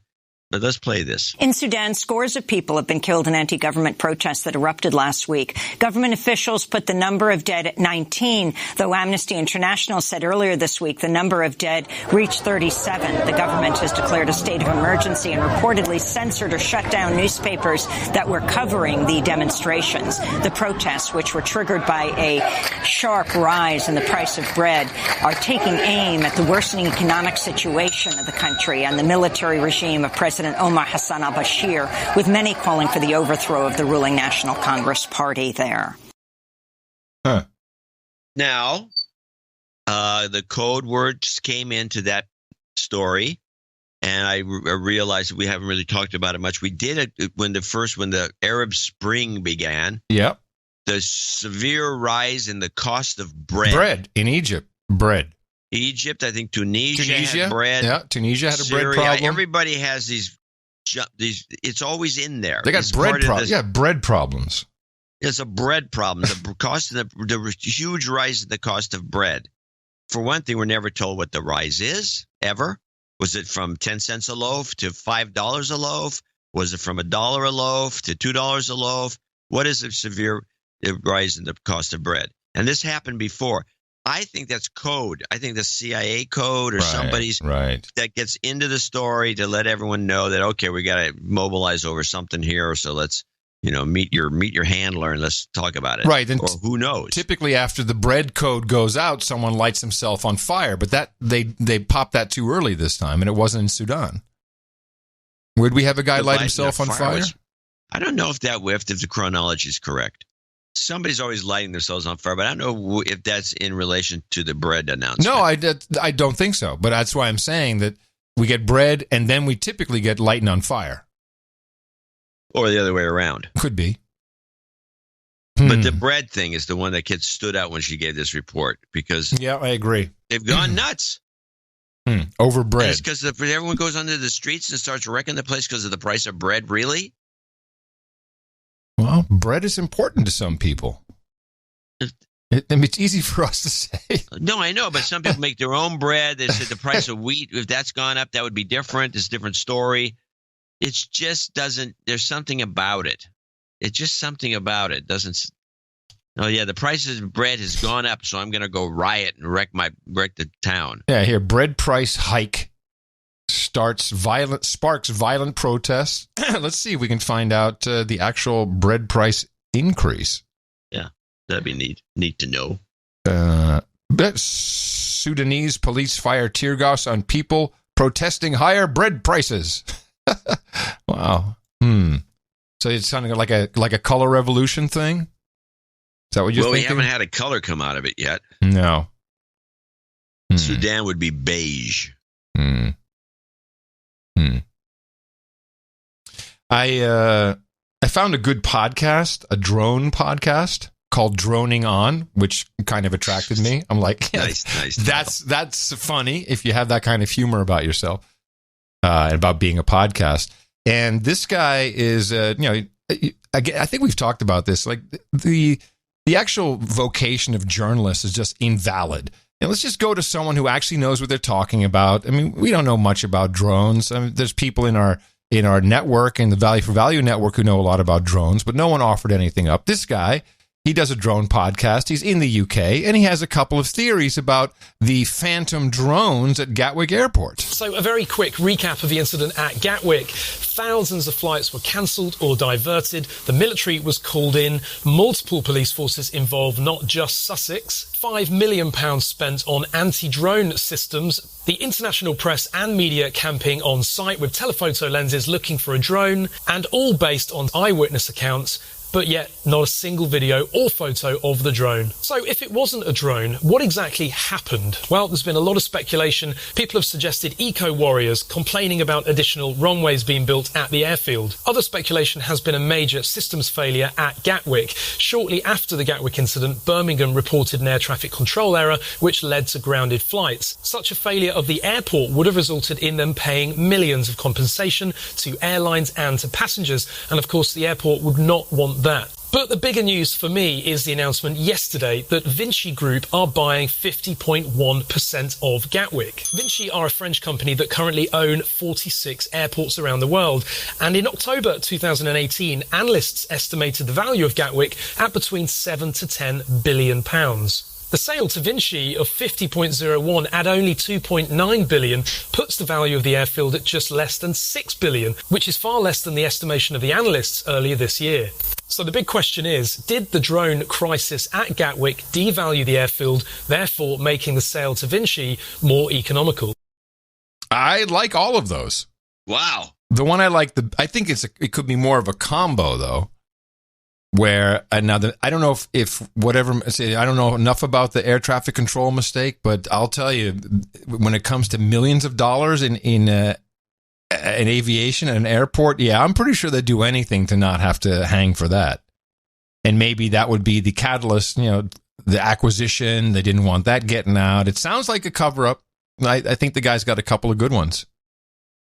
Yeah, that was a great analysis. Yeah, the Eco Warriors, maybe. Your new beat. All 67 of the sighting reports were all airport employees, no passengers.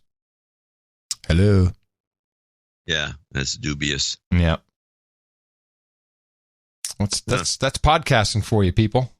Yeah, that's where you have to go to get the real information nowadays. You get nothing from the mainstream, that's for sure. Those guys are pathetic. Let's go to Saudi Arabia. Leadership update. Get back out of the country. Leadership updates. In Saudi Arabia, King Salman has consolidated power for his son, Crown Prince Mohammed bin Salman, ordering a reshuffle of the cabinet nearly 3 months after the murder of journalist Jamal Khashoggi, which caused international uproar and brought Saudi leadership under close scrutiny. Notably, Foreign Minister Adel al-Jubeir was demoted to the position of Minister of State for Foreign Affairs. Al-Jubeir blamed Khashoggi's killing on rogue Saudi agents. He also previously characterized the international outcry of Khashoggi's murder as fairly hysterical. The cabinet shakeup is seen as a boon for the Crown Prince by placing loyalists in key positions. Bin Salman will retain his roles in the government, including Deputy Prime Minister and Defense Minister. Earlier this month, the U.S. Senate passed a resolution saying it believes the Crown Prince is responsible for Khashoggi's murder. Khashoggi, a U.S. resident and columnist for the Washington Post, was killed by Saudi agents after entering the Saudi consulate in Istanbul, Turkey, on October 2nd. Okay, so where does that leave everybody? I'm a little confused. Well, all those reports are confusing. So I don't know where it leaves anybody. So just Amy's nothing's changed. The guy's got more power. He's got consolidation. He's going to go on with his project to build a Dubai clone out in the middle of nowhere and down by. Well, also he said he would rebuild Syria. This is part of the deal. Saudi Arabia is supposed to rebuild Syria, whatever needs rebuilding. Well, how's that going to work with the Turks? The two of them don't get along very well. Well, there's some deal has been done. Maybe the Turks will clear out the place and the Saudis will come in and rebuild? Possibly. The Turks are on the border now. Now, they've given the Kurds enough heads up lead time. Also per Trump's deal, I think. He's like, get out. Deal. Yeah. So they're on the border. They're about to go in and do whatever they think is necessary. Yeah, well, that should be very amusing. Woo, more bloodshed. I'm sure they work well with the Russians. It'll be fine. So Amy is working. She's working. That was from Friday, I think. Oh, okay. Well, still. Well, she does. No, they never work on Sunday. But she's working the week. Yeah, she's working the week. The other people, no. It's not a retrospective. Yeah, mainstream guy. Because one of them takes the week off, and they all take the week off because it's in this. People think less of them if they had to actually work. So the president has been at the White House over the holidays. He's made quite a point of it. I'm sitting here. Everyone's at home. Nancy's in Hawaii. I'm here. He's doing what we're doing. Yes. Milking it. Milking it like a podcaster he is. But he did do a couple of interesting things. First, he stock whispered the market up 1,000 points. Which I have a backstory report on. I'm told, new reporting now, a high-ranking Trump administration official reached out to a well-known hedge fund manager for advice on how to get stocks to go up. That the call took place after the Christmas Eve sell-off, the worst ever for Christmas Eve. The administration was said to be determined to get stocks to reverse and go higher. I'm also told that the investor who was called told the administration official to get President Trump to stop criticizing Jay Powell on Twitter, the Fed chair, to stop all the turnover inside the White House, Mattis, the latest to depart, the defense secretary, and, of course, to strike a deal with China. Well, sounds like he got part of that right. The word came out like, oh, no, the Fed chairs, no danger, no problem whatsoever. And then he also said, well, buy the dip. And that worked out reasonably well. As for China, yes, it seems we have some deals. It looks like we got a rice deal. We might have, which is new and huge. We may have a soy deal. There's something going on. Bigger. And here's, sorry? I think the soy deal's bigger than the rice deal. Well, we've never had a rice deal.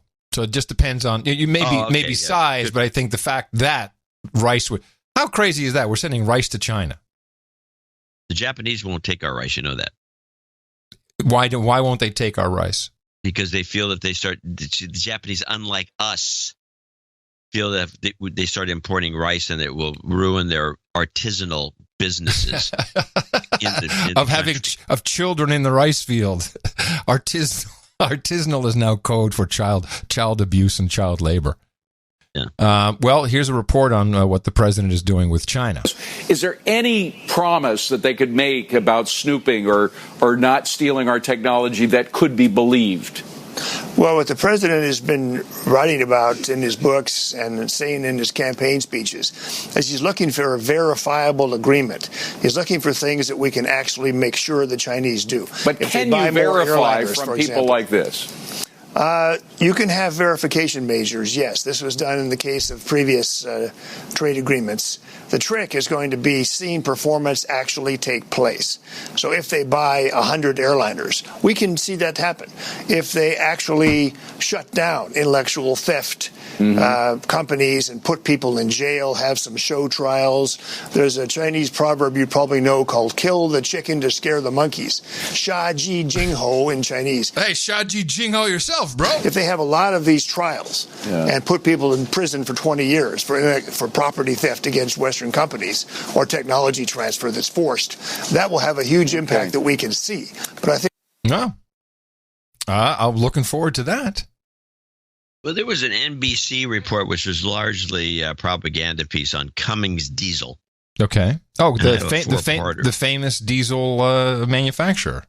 Yeah, they're in Indiana, I believe, and they have they're a very famous diesel maker. They have a lot of the modern technology for diesels comes from them. But let's play these clips, and I got them chopped up to a lot of small pieces just to show you how the NBC slants things. And let's go with the and also drops in little propaganda bits. Cummins Diesel 1. Columbus, Indiana is thriving.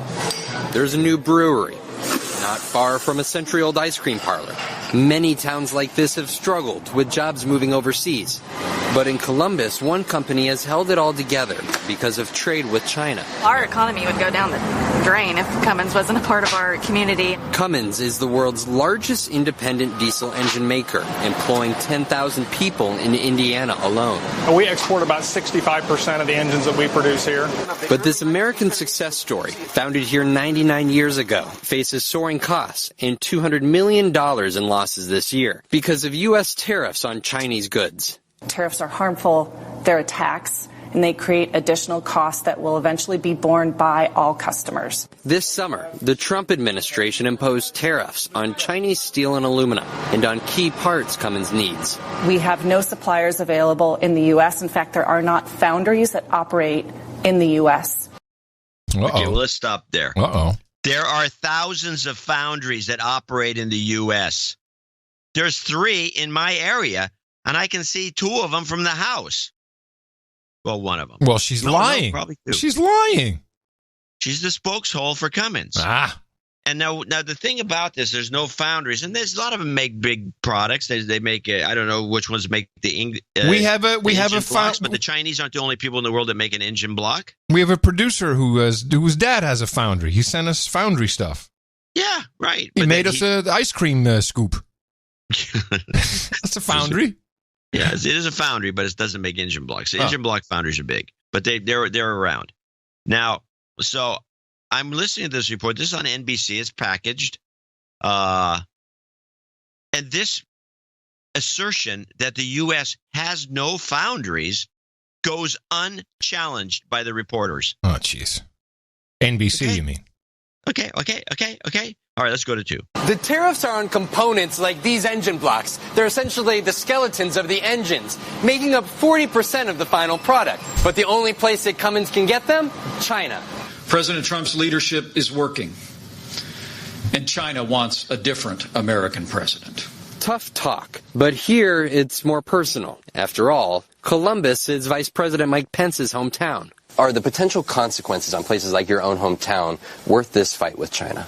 The United States of America today has faced more than $600 billion trade deficit. And the better part of half of that is with China. It actually engages in forced technology transfers of American companies and even outright theft of intellectual property. But his tone was far different when, as Indiana's governor, he visited a Cummins plant in China. He cited the immense potential for the creation of more great jobs for Hoosiers through the strengthening of ties with our Chinese partners. Cummins workers like Steve Engel have counted on that partnership.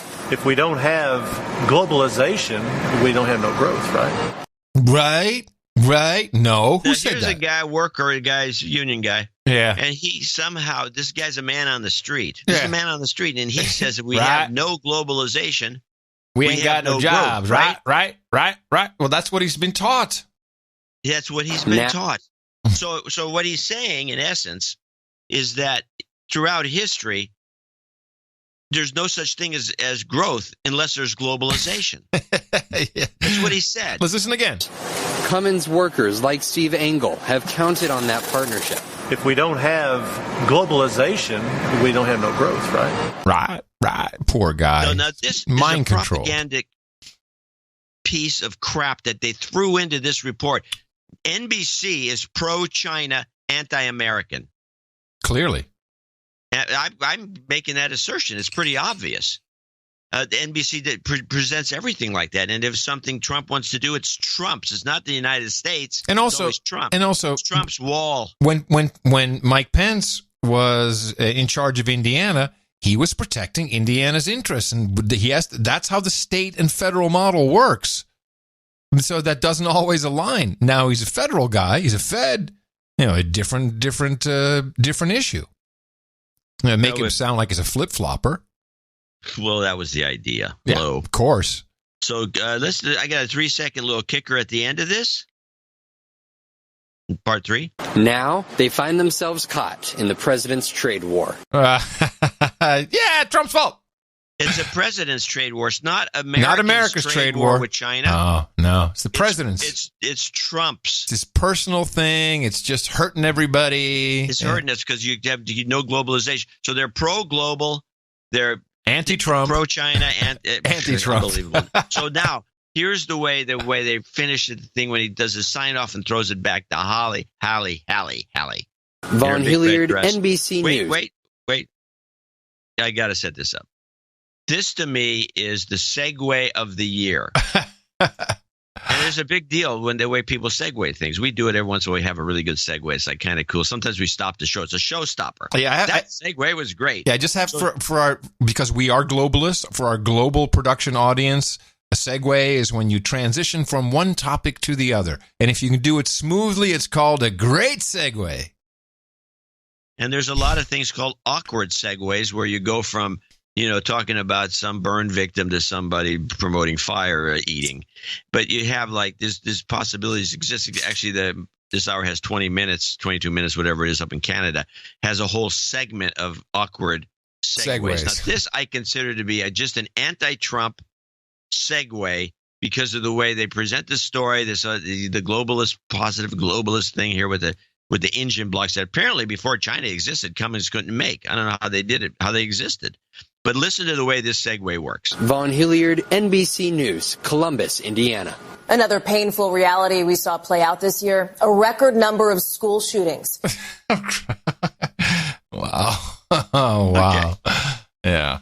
So apparently the Cummins report was a painful reality. Very painful reality, people. And very much in common with school shootings. It's just as bad. Which we find out now. I have the report. Oh, I have a report too. Whose report do you bring? I have the CBS version. All right, let me do mine first. CBS what's the length of yours? The length of mine is 52 seconds. Okay, I got 154. You do yours first. All right, the Florida Sun-Sentinel publishing a bombshell report tonight on the Parkland school shooting massacre in February this year. It's headlined this: unprepared and overwhelmed. The paper goes on to report that 2 decades after Columbine and 5 years after Sandy Hook, educators and police still weren't ready for Parkland. Surveillance video in the report shows killer Nicholas Cruz in the beginning moments of the massacre telling another student, quote, "You'd better get out of here. Things are going to get messy." Then pulls out the AR-15 and begins shooting. The video also shows Deputy Scott Peterson, the school resource officer, the only armed lawman on the campus, as he reportedly, the paper says, fails to go inside the building despite shots being fired. He ordered a school lockdown instead of ordering deputies toward the building. Later revealed in this report that officers, quote, may rush toward gunfire rather than shall, according to policy there in Broward County. So that was a terrible report. Who was that? I think that was CNN, which makes sense that it was terrible. Yeah, they're terrible. Well, for one thing, we saw the video of the kid walking in on the guy with the gun, and he didn't pull it out afterwards. He's not shooting. He pulls it out as the kid walks past him, and then he had it out, and he was loading it as the kid came in. Okay. The kid looked at him, and he looked at the kid and says, "You better get out of here. Something bad's going to happen." And he told the kid to get lost because he was loading the gun. Mm-hmm. And that's not the same as telling the kid to get out of here and then pulling out a gun. No. But so let's this is a little longer report. It's pretty much the same thing. I think it's a little better. This is CBS. And 10 months after the massacre at Marjory Stoneman Douglas High School in Parkland, Florida, we're seeing for the first time video from the school's interior security cameras.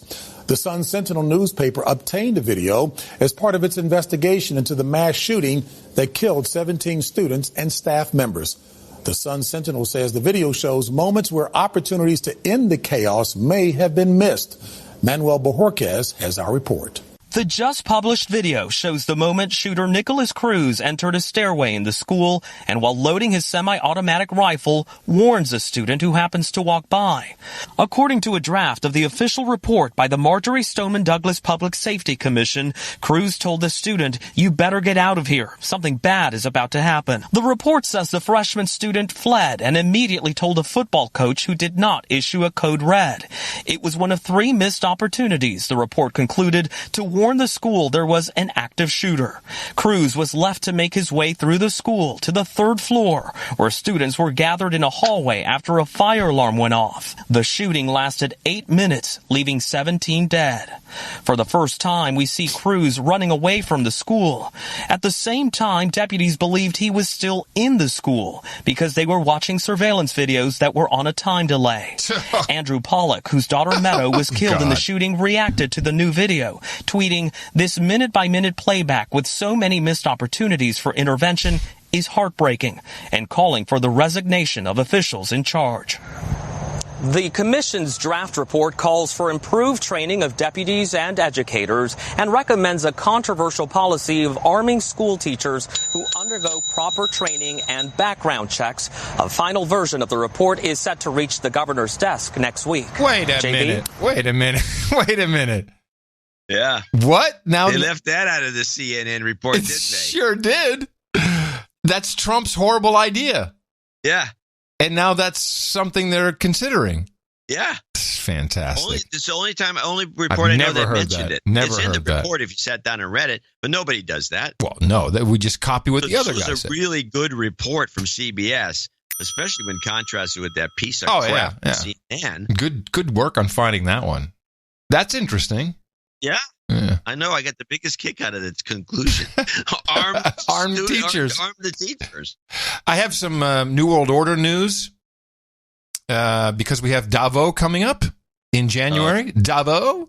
It's the winter jam where all the elites jet off to the World Economic Forum.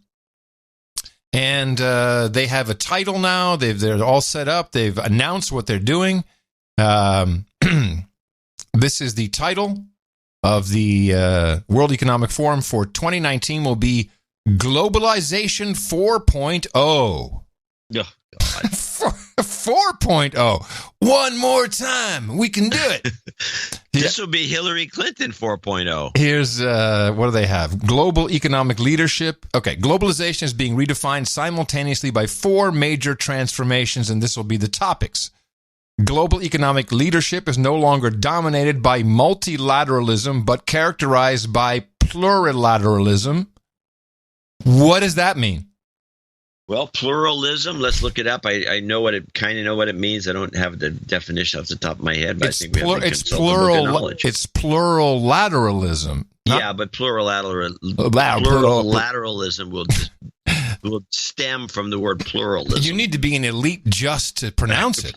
Plurilateralism. Try it.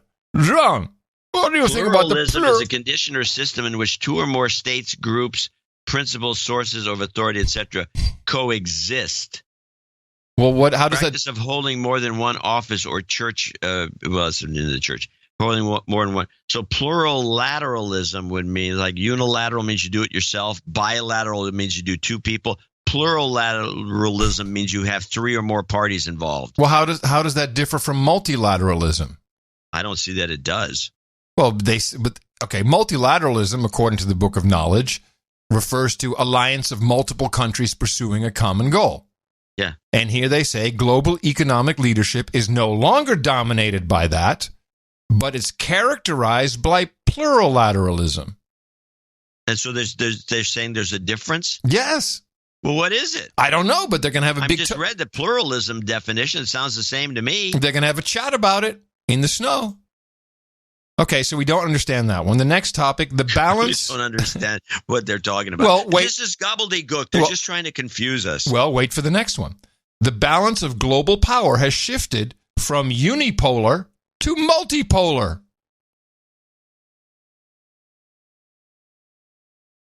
So that means it's shifted from unipolar, which would be us. I think what they're saying is, hey, America, screw you. Put your foam finger down. There's China, and they probably think Europe. They probably think they're the other part of the multipolar. Yeah, it would be Europe for sure. Yeah, Europe, China, us. Yeah. And then, of course, they would just ignore Russia, even though Russia should be well, part Russia's of not that big. Then we have the next topic, ecological challenges, including, but not limited to, climate change, are threatening socioeconomic development. Let's think about that. It's threatening socioeconomic development. Is it? Well, it's threatening. I don't know. What is it's threatening, but it's not doing anything. Well, what is socio? Talk, no action. Where's the action here? Where's the rising tides? What is socioeconomic development? What is that? It's growth. It's like the improvement, growth of a society and its economy. Mm-hmm. And finally, the 4th industrial revolution is introducing technologies at a speed and scale unparalleled in history. That's right. Is? Well, I guess if you go back to the 1300s, yeah. I think they're talking about technology. Well, I'm sure they're talking about technology, but I think the growth rate is, I guess, I don't know. I guess it's unparalleled in some ways. Well, so is the inflation of the money supply. That's also unparalleled. So now, to go along with this, Angela Merkel, she will be in attendance. She is right on board. You know, she's on the way out. She's not looking too good, actually. I think she's looking. I'm just looking at this picture, and she doesn't look as jolly as she does. She's starting to look hangdog. It's a little more. I don't know. I hope she's okay. Yeah. Anyway, she did a little speech. Where was this speech? It was at the where was it? It was for her own party. But she said, and I quote, "Nation states must today be prepared to give up their sovereignty." Beautiful. In orderly fashion, of course, she joked, attempting to lighten the mood. There were politicians who believed that they could decide when these agreements were no longer valid because they are representing the people. But the people are individuals who are living in a country. They are not a group who define themselves as German people, she stressed. I don't know what that's all about. But there it is. Europe must be stronger and win more sovereignty. Nation states must today be prepared to give up their sovereignty. And this is shaking the European Union. This is being reported quite broadly, as you can imagine. I can imagine, but I guess she couldn't. No. I mean, it's like Hillary when she made the commentary years ago that she sees a day or once a day where there's no borders from the tip of South America up to Alaska. No borders. Yeah. No countries. Party time. Party time. It's like, what kind of thinking is this in this society? I mean, yeah, it's kind of an interesting idea. Yeah, well, the wall, the fence, whatever it is we have, it's not going to make any difference. It won't change anything. We've got this stuff in place now, but these migrants, these economic migrants, and some of whom are asylum seekers, they got tricks, man. They got tricks. They know how to get past any structure. We have a problem, and the problem is the fact that the border, we saw it on your newsreels a few weeks ago, how people coming up to the fence could simply melt through the fence. The wall is important. Melt? The president understands that. Wait a second. I want to make sure that, and that's why it will be done. Wait, is this like a Marvel Comics book situation? They melted through the fence? Yeah, you saw the films. People just literally were under the fence. Wait, they were over literally the fence. melted? They were sliding in between the slats. The shapeshifters, John, they're melting. No wall can stop that. Well, luckily they like to do gardening. That's Texas Congressman Burgess. We got some real cards here, don't we? We got some good guys. Well, you had the one guy, the one smart guy just died. And he did leave at least help us. The oldest vet in the world. He's in Austin. He's an Austinian. Old black guy was in Pearl Harbor, or he worked out of Pearl Harbor, but he's the last vet. He's 112. Yeah. And he left with some, there's a good little report here on CBS. His oldest vet dies. He gives us some good, kind of a good advice. A roadmap to long life. Oh, a roadmap, and he died 112 years old, you say? Yeah. I'm paying attention. America's oldest veteran, who also happened to be the oldest man in the country, died yesterday from pneumonia at the age of 112. Richard Overton of Austin, Texas, was the grandson of a slave, and he attributed his longevity to whiskey and cigars. Yeah! And vape! I'm going to show my support by donating to No Agenda. Imagine all the people who could do that. And oh, yeah, bacon. That'd be fab. Bacon. Yeah, on No Agenda. In the morning. Bacon. Oldsters who have shown up and extol the virtues of bacon. Bacon. Hey, it's got preserves meat too. Norman Pearson is at the top of our list for the producers of show 1099, leading up to show 1100, which will be our first show of 2019. Coincidentally, I think not. Norman Pearson, 163.32, and from Macon, Georgia, pleasant little village in the town of in the state of Georgia, which I visited once and I reported on. Thanks for the analysis and entertainment. He says, I have to read this. He says that this is 163.32 is $129.99 for his wife's New York Times subscription. Oh.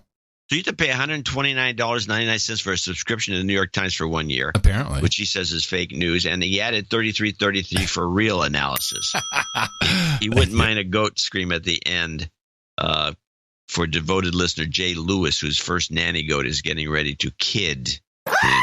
Sorry, I can't hold back on a good goat scream request. He says he's from Macon, Georgia, which Dvorak calls the land of bugs. And may soon be another city with those infernal scooters. Yeah, good luck. Cesar Baptista, $101.01 from Saugerties, New York. Saugerties, New York, 101.01. Sir Chris Gray of the Isle of Wight in Covington, Louisiana, 8888. It's got a double birthday request there. I think it's on the list. Yep, sure is. Sir Stephen McConnell in Cortland, Ohio. Gavin McMahon, 8008. Also known as Sir G-Man.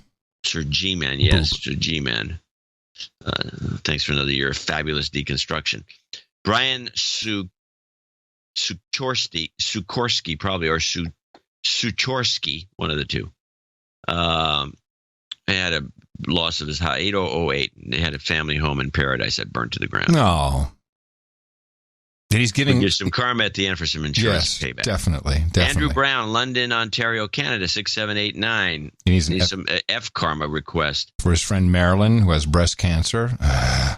Avinash Persad in Port St. Lucie, Florida, 6666. Robert Bruckner, 55. This is really not a short list, so I'm reading a lot from it. Sir Robert Bruckner, 5555. Sir Eric Hokel in Mulrose, Deutschland, 52. Sir Rob, $50.43 in Leiden, and it's a birthday for him. Jonathan Riesman in Maplewood, Missouri. These are all $50 donors, including one. I don't know if it's on the list or not. Sir Paul from Horseheads. I'm going to tell people not to do this. Wishes you a happy new year. And your first footer isn't 15 stone. What? What? Not sure what that means. But what did he do that he's not supposed to do? What happened? Well, he put his note on a check from weeks ago saying, I want this to be delivered on the last show. Oh, no, that doesn't work. We don't have that kind of system. It's a miracle this works. Truly. It's partially run on Microsoft Excel and John's desk drawer.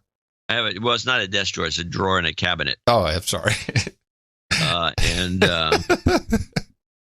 It is a miracle. Let's be happy at something. So it's works. a really FIFO kind of thing, in and out, and in and out. You don't really sit on things. Jonathan Reisman, I said Maplewood, Missouri. Ginda in Seattle, Washington.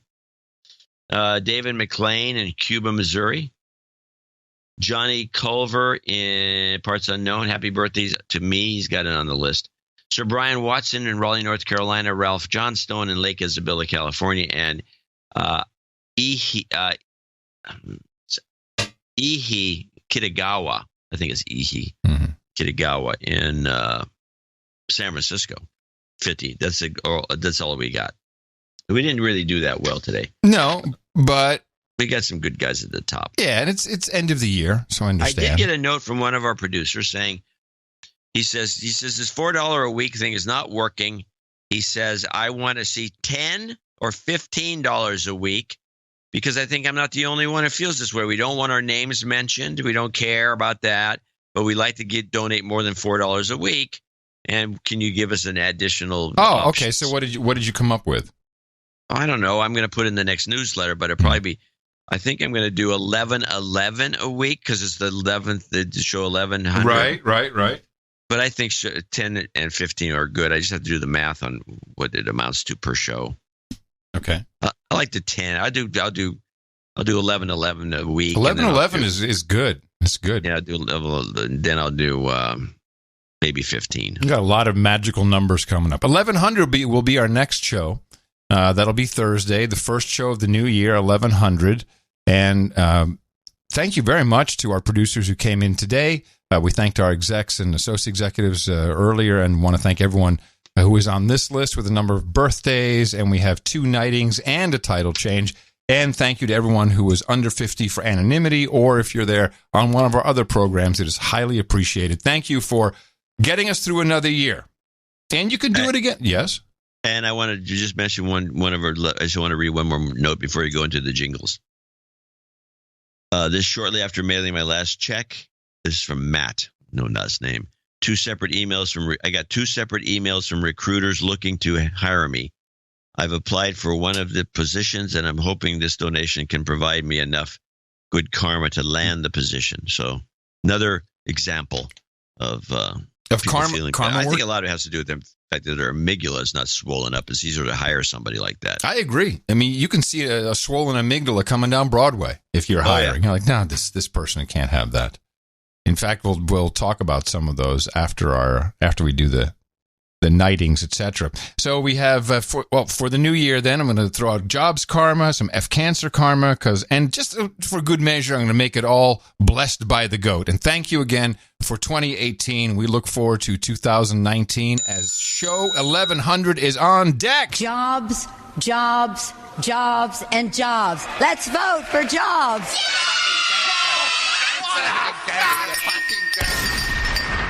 You've got karma. Dvorak.org/NA. It's your birthday. And for today, the 30th of December 2018, we have Brian Mickey saying happy birthday to his wife, Eri Kuragi. Sir Chris Gray of the Isle of Wight says happy birthday to his son Ryan, who turns 3 today. And he says in advance happy birthday to his daughter Brianna, who is due on January 2nd. So congratulations, and we look forward to welcoming the new human resource. And Sir Rob celebrates along with Johnny Culver, and we say happy birthday to all of these producers from your friends here at the best podcast in the universe. Title changes, turn and face the slave. Title changes, don't wanna be a douchebag. We had another donation come in today from Sir Robert Gusek, who gets his title change and upgrades to Baron, and he will now be henceforth known as Baron Bob of High Point. And thank you, Baron Bob, for your support of the No Agenda Show. And then we have Jeff and Joe. We need to get them up on the podium here. So if you can grab your blade for the last time. We need to sharpen these things for 2019, by the way. Also, how's your rain stick? Because we don't need them now, but we will. Is yours in good working order? You check it recently? I had it overhauled. Oh, good. Okay. I got to get mine lubed. All right. Where's your blade? Oh, here it is. Okay, got it. Jeff Zellin, Joe Wagner, step on up, gentlemen. Both of you are about to join the No Agenda round table of the Knights and Dames for your contributions to the No Agenda Show in the amount of $1,000 or more. I'm hereby very proud and privileged to pronounce the Sir Jeffrey Zellin of Oakland, Michigan, and Sir Face Replacer of Faces. Gentlemen, for you, we've got Hookers and Blow, Rent Boys and Chardonnay, Candy and Astroglide, Cookies and Vodka, Warm Beer and Cold Women, Pog and Poi, Dame Elise, Limoncello and Salmon, Harlots and Handel, Pepperoni Rolls and Pale Ales, Organic Macaroni and Plasticizers, Vodka and Vanilla, Bong Hits and Bourbon, Geishas and Sake, Ginger Ale and Gerbils, Breast Milk and Paddle, and Mutton and Mead over here at noagendanation.com/rings. Eric the Shield will get that off to you as soon as possible. How about Sir Face Replacer? Do you think he's a plastic surgeon? Replacer of faces? I would have Joe to Wagner? imagine that he is, or he's maybe some sort of a guy like Psycho. And he's like this. And he likes to take faces off people and wear them. Silence of the Lambs. Guy, wants to wear people's faces. Hey, Joe. Possibility. Joe, I'm very interested. Replacer of faces. I'd love to know what you do. Want your face replaced? Maybe. Maybe I got some things I want to look at. Oh, I have. Knows what he's doing there. He listens to our show. Yeah, I have no shame. Because I tend to go out looking good. Like Dick Clark, man. I'm going to be America's teenager. Maybe. So here's I like the way they've turned the New Year's celebration to something about Khashoggi. At least this is nobody reports this because it's not this is dumb. But this is Democracy Now! Is reporting on the new Times Square celebrations now. It's going to be dedicated to dead journalists. Apparently, Amy did this before the Washington Post reported that he was a shill for Qatar. Yeah. Times Square New Year's Eve celebration will honor the Committee to Protect Journalists this year. Tim Tompkins, president of the Times Square Alliance, said the group chose CPJ to, quote, celebrate the free press and journalism and those who work to protect, preserve, and practice it. Journalists will join in the celebrations, helping to kick off the anticipated ball drop countdown to the new year. In its recently released annual report on murdered journalists, CPJ found at least 53 journalists were killed on the job this year, 34 in reprisal for their work, almost doubling the number of targeted murders against journalists in 2017. Okay, Amy. Yeah, we don't hear about any of them, by the way. No. No, it's only... Can't name one of them. No, and he wasn't a journalist. He was a columnist. Sorry. Exactly. It's a little different. By the way, Sir #Null has emailed us the font porn, the pornado of fonts. Yeah. It is the noteworthy font. Now, is that the original name? Because most fonts have been renamed and then stolen. He says the font you loved is called Noteworthy and is a Macintosh standard font. Huh. I'll look into it. Sad, John. Sad news, or just sad things taking place. I've been following the climate grief, where surprise. Oh yeah, this is your beat. Well, I'm gonna swerve a little bit on this. The point I'm going to make is that we have been telling the world, and I'll say we because it's our generation, the journos, news, whatever. Starting with, of course, Al Gore. We have been telling the world we're going to die.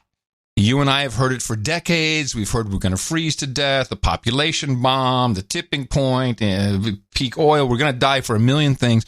And now climate change, global warming.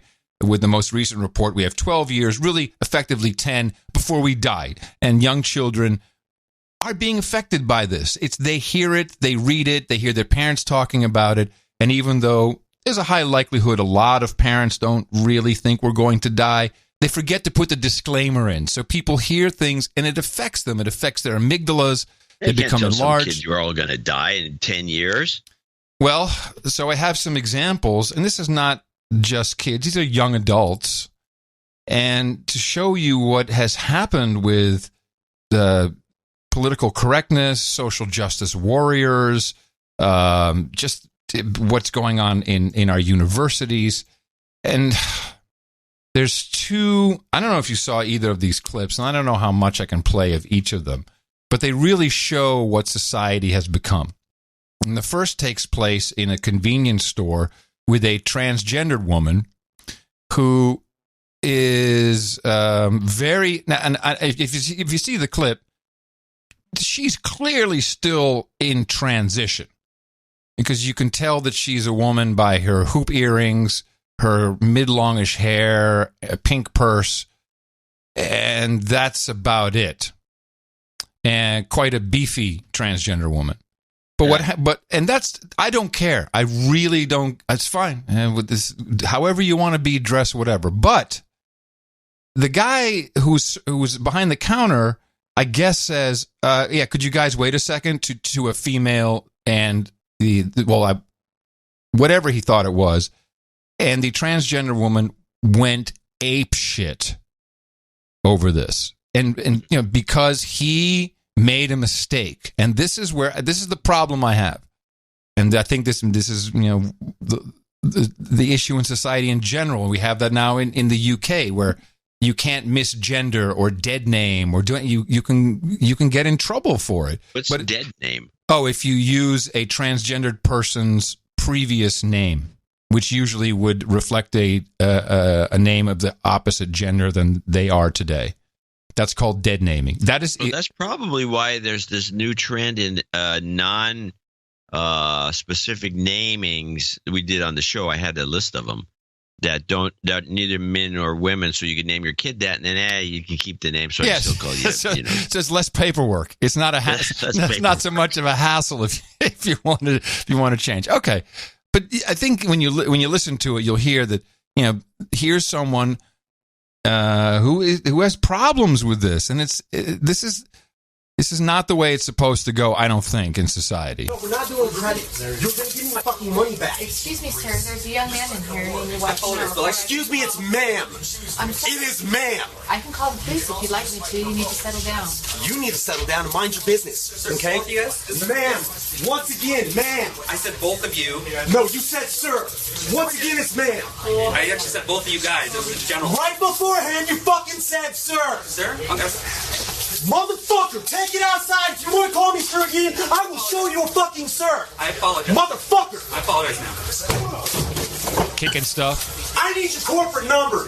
Because I'm going to call them and talk about how I was misgendered several times in this store. I apologize for that. I need your corporate number now. Get it for me now. I'm going to ask you to calm down and stop cussing. Give me your corporate number. Well, I'm going to ask you for the 5th time to stop calling me a man, because quite clearly I am not. And I apologize. I'm sorry for that, man.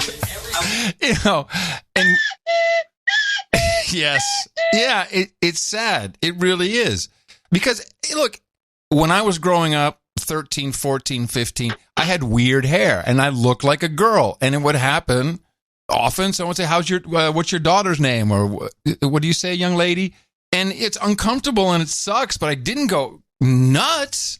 It's like, okay, accidents happen. It needs to work both ways. And that's clearly not. And I think that somehow we have this, what is the word I'm looking for? This righteousness. Like, I have the right. Hostility. Well, it is hostility. It's almost looking for trouble. So First of all, you don't look like a girl, period, from the sounds of it. We'll just go with that. Doesn't really, no. And you want to be called, just because you got some hoop earrings on nowadays doesn't mean you're a woman or a trans or anything. Guys wear those, at least around here. And so it's you go in there and then you just want trouble. Why don't they just get the police or the security guard, throw the guy out? I don't think she was looking for trouble. This was really a triggering. This was a complete triggering. It's not going in looking for trouble. It's just, but you have to call me ma'am. I call you a douchebag. That would have been better. Now the next one, which interestingly also involves the term "I'm going to call corporate," which is, I think that's a new thing. We have so many noodle boy type operations that everything's a chain, and we'll call corporate on you. It seems like the threat du jour. But this happens in a vape shop. And this is different.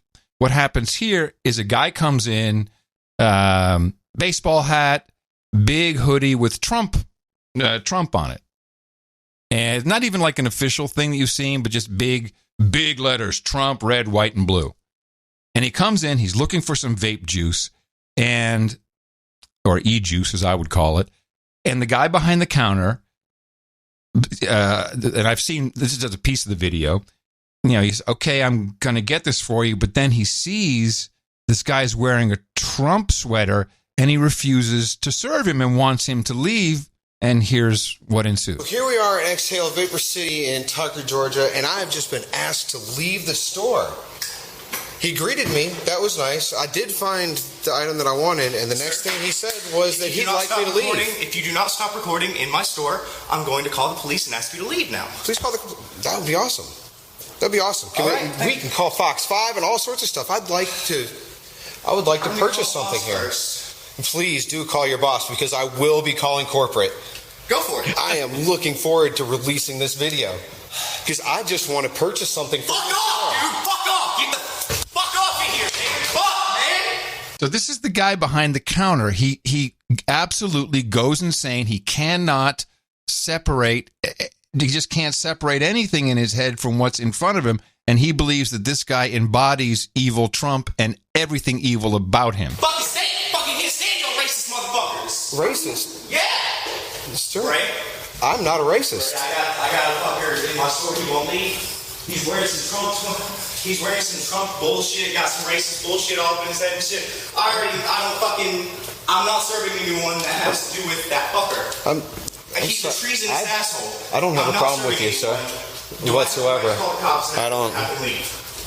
All right, see, because here's where we're at. Leave the store. Here's where you're at. Leave the store. Here's where the store. Here's where Leave the store. Fuck off. I don't give a fuck. Get out, dude. Go ahead, take another swing at it. Make contact with me one more time. I'm going to make a deal with you. I want to purchase that vape juice. No. If you sell it to me, I won't. If you sell it to me, I won't. Look, if you sell it to me, I won't call the police. Wow. What you did was assaulted me. What I need is that for my wife. If you sell it to me, I won't call the fucking cops and press charges on you for assault. I won't call corporate and get you fired. Just sell me the fucking product so I can leave. Get the fuck out of here, dude. Oh my fuck. God bless America. Capitalism wins again. Fuck your capitalism. Fuck your fucking president. He's a racist, stupid piece of shit. You're a racist, just ring the shit up. Stupid piece of shit. Just ring the shit up, fuckboy. Fuck off. Man, fuck, get out. Stop. No. No. Sell it to me. Sell it to me, punk. It's your job, your freedom. Sell me the shit. Bucky, you can be... No. Sell it to me. Sell it to me. Fuck off. Come on. Get out! Help your customer. Fuck off! Man, now we're laughing, but I find it very sad.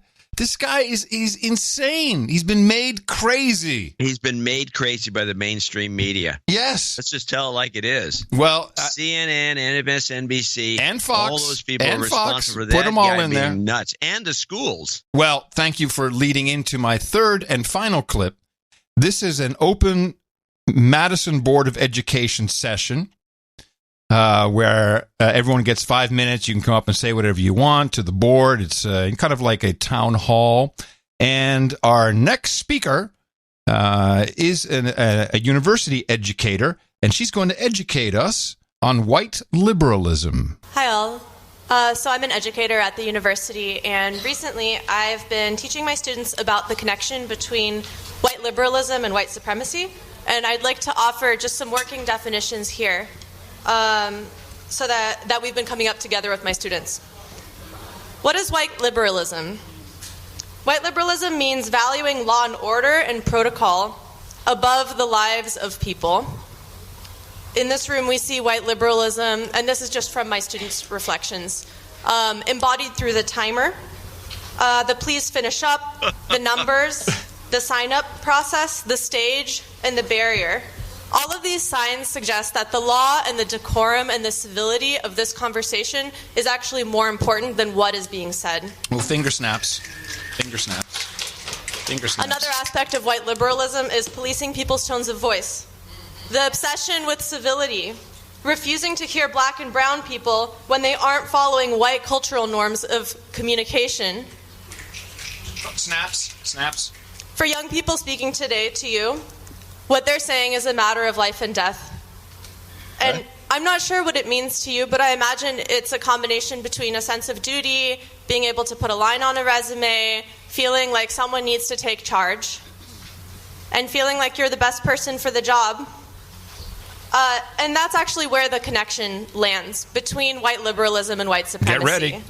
Because it's by maintaining law and order and by maintaining civility, by keeping your front lawn nice and tidy, and by putting that all are welcome in our communities sign on your front lawn, you are denying the fact that all the while you are, with the other hand, passing money to a deadly institution that polices with great disparity and causes tragic harm to the communities that are our neighbors and the communities that we actually should be building forward with.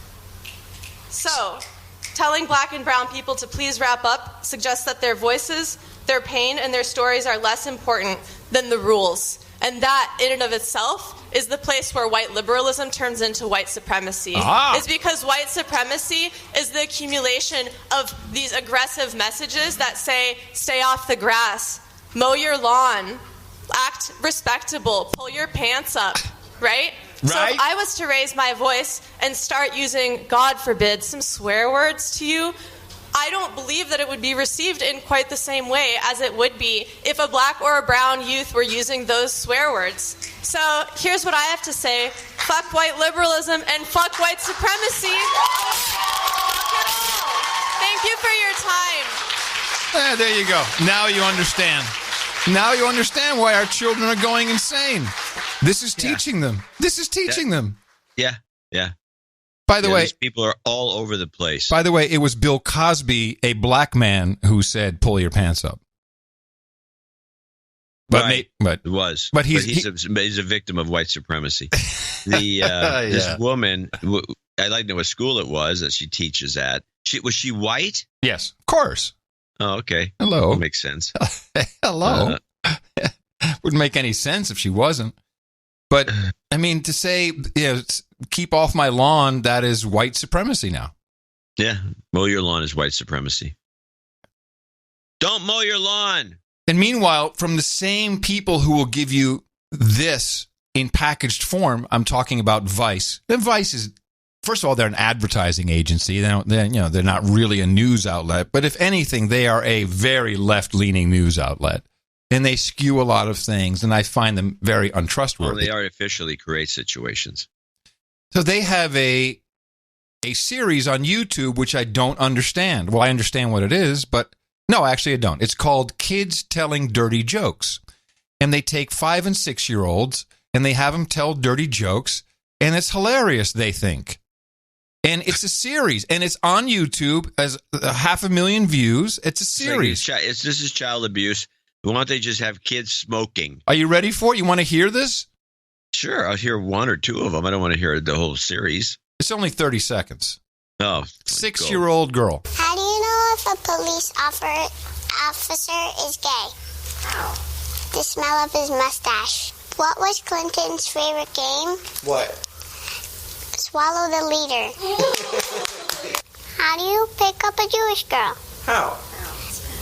Go ahead. Go to Auschwitz with a dustpan. Do you get a nun pregnant? How?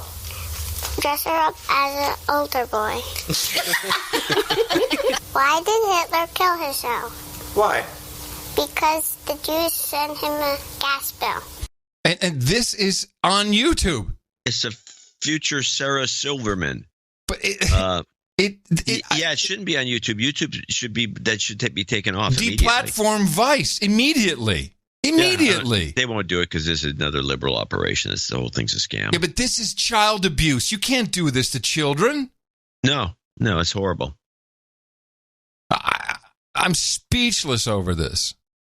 Apparently, yes. I mean, there's a lot of things you can do. Anyway, look, my kid is going to be kind of okay.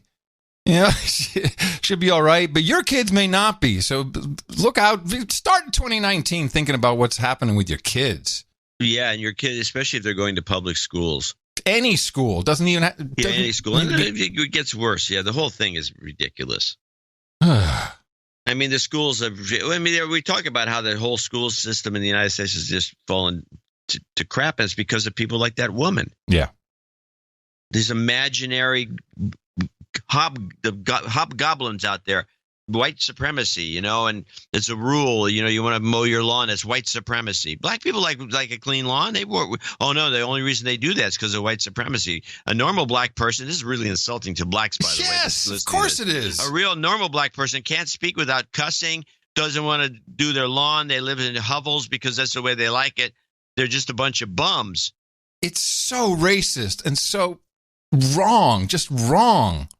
Yeah. And we're just two voices blowing in the wind. That to me is like, there should be congressional hearings over what's happening here. There should be something. All right. Well, I think we're wrapping 2018. I don't know if I have anything else on where's my... I have some I have 2 throwaways. Throw one away. Okay, I'll throw 2 away. One is a cyber attack that took place. Big news. Times and several other newspapers across the country fell victim to a cyber attack. The attack caused printing and delivery problems, which led to delivery delays today. The LA Times reports a suspected virus from outside the U.S. is what caused the problems.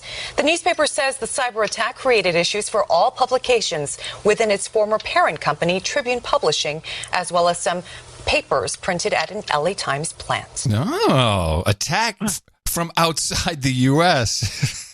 Like how they phrase that. Yeah, so I guess they're trying to say the Russians are trying to now stop our newspapers from being printed.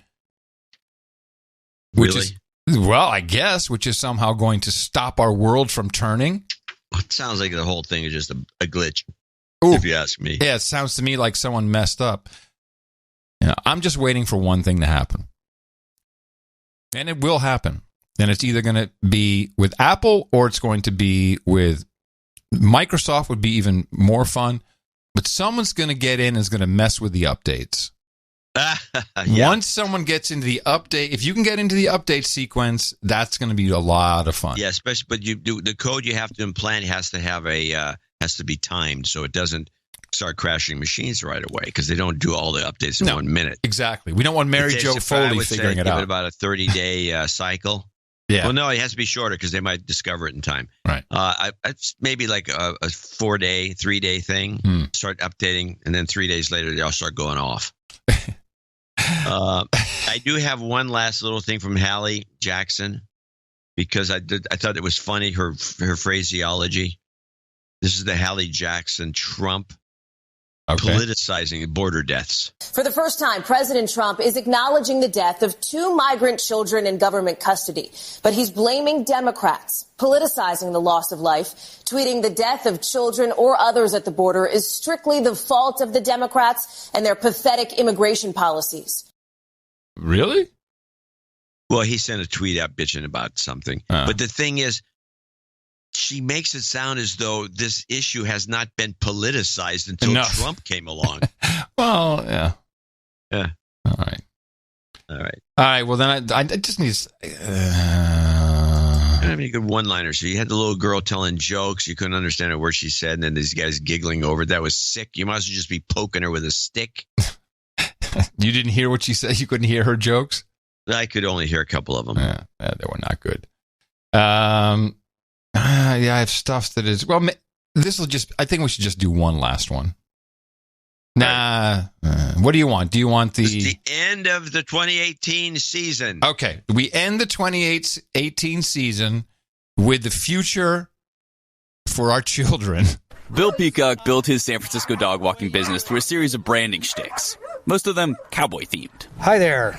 I'm William Peacock, Wild Bill Peacock, the dog wrangler, a.k.a. the Cowboy Poop Fairy Princess. After more than 15 years in the business, Bill now has competition from on-demand walking services. This is your dog. He needs a walk while you're at work today. That's where WAG comes in. At Rover.com, we're the dog care second only to you, dog people. With the success of on-demand services like Uber and Lyft has investors pouring millions of dollars into these pet apps. WAG alone recently got $300 million from Saudi Arabian investors. These companies run the typical gig model, hiring contractors who are paid per walk and ordered on a phone.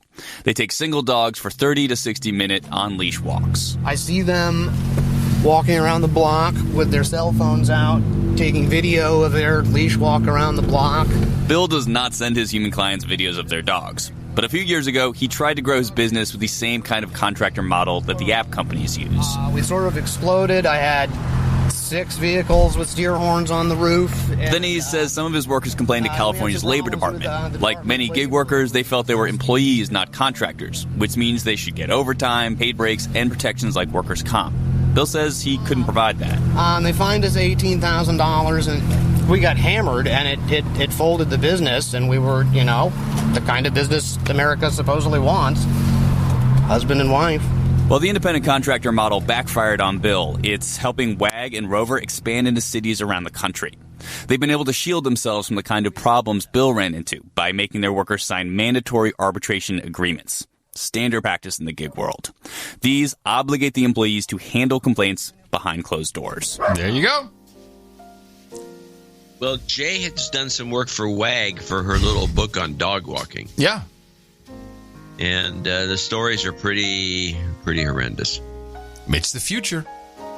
It's the gig future. You sign away your arbitration. That's right, everybody. Let's try to be better in 2019, shall we? Not going to happen. Nah, probably not.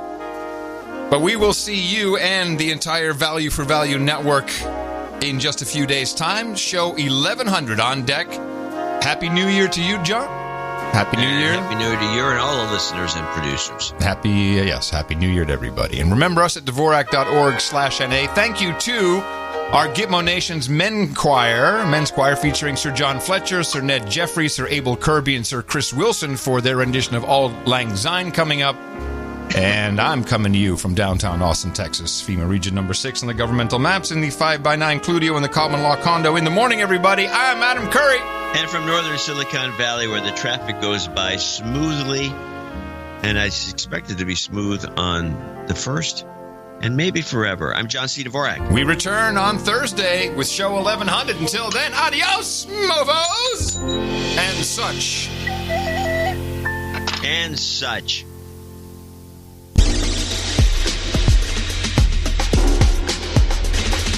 the kids will still be drawing those pictures of fire and everyone will be dead.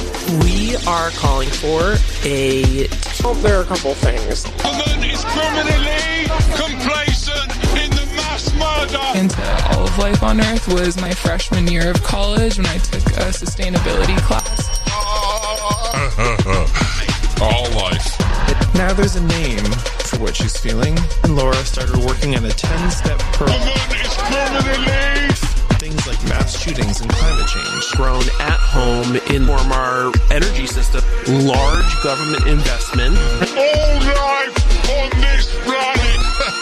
What is that? Like winterizing homes, gradualism. Winterizing homes, farm our lawn Is needed. Step 8. Farm your lawn. That climate grief can farm our lawns and all life. Develop awareness of brain patterns. Planet. But Ro and Laura. Yeah, listen. Again, the question. Held a session at the conference and 1. Accept the problem. Laura, what exactly is climate grief? Climate grief is the gut punch that you feel when you realize that your imagined future may not exist anymore. You have to accept that you're going to show up. Alive. Full life on transition. Keep going. 9. Show up and just transform our energy system. 9. Show up where dogs. 9. Show up. Security. Lawns at on this planet. The kids will still be drawing them. You are not mature enough to tell it like it is. News these days, like no one ever told me that we were like rapidly going towards this catastrophe. Totally. So is this the climate depression session? Hey, so feel my feelings. Grief. When I first saw him, I looked outside. It's a dead bird. A terrific news report. Well, I work at Noodles, a restaurant. Sounds cool. Internally, inside myself, I'm saying to myself, I need a break. And so I need a break. Some individuals are comparing this to Watergate. Why am I seeing this ad? Your boy's gonna be talking like your girls. Someone makes a statement, but it sounds like I'm asking a question. The New York Times. I feel my feelings. Jeez. Feel my feelings? How do you not feel your feelings? In the morning. Should old acquaintance be forgot and never brought to mind? Should old acquaintance be forgot and days of old lang syne? For old lang syne, my dear, for we'll take a cup of kindness yet for old lang syne. And here's a hand, my trusty friend, and guys a hand to thine. We'll take a cup of kindness yet for old lang syne. For old lang syne, my dear, for old lang syne. We'll take a cup of kindness yet for old lang syne. Best podcast in the universe. Adios, mofo. Dvorak.org/NA. Hands clapping, thumbs up.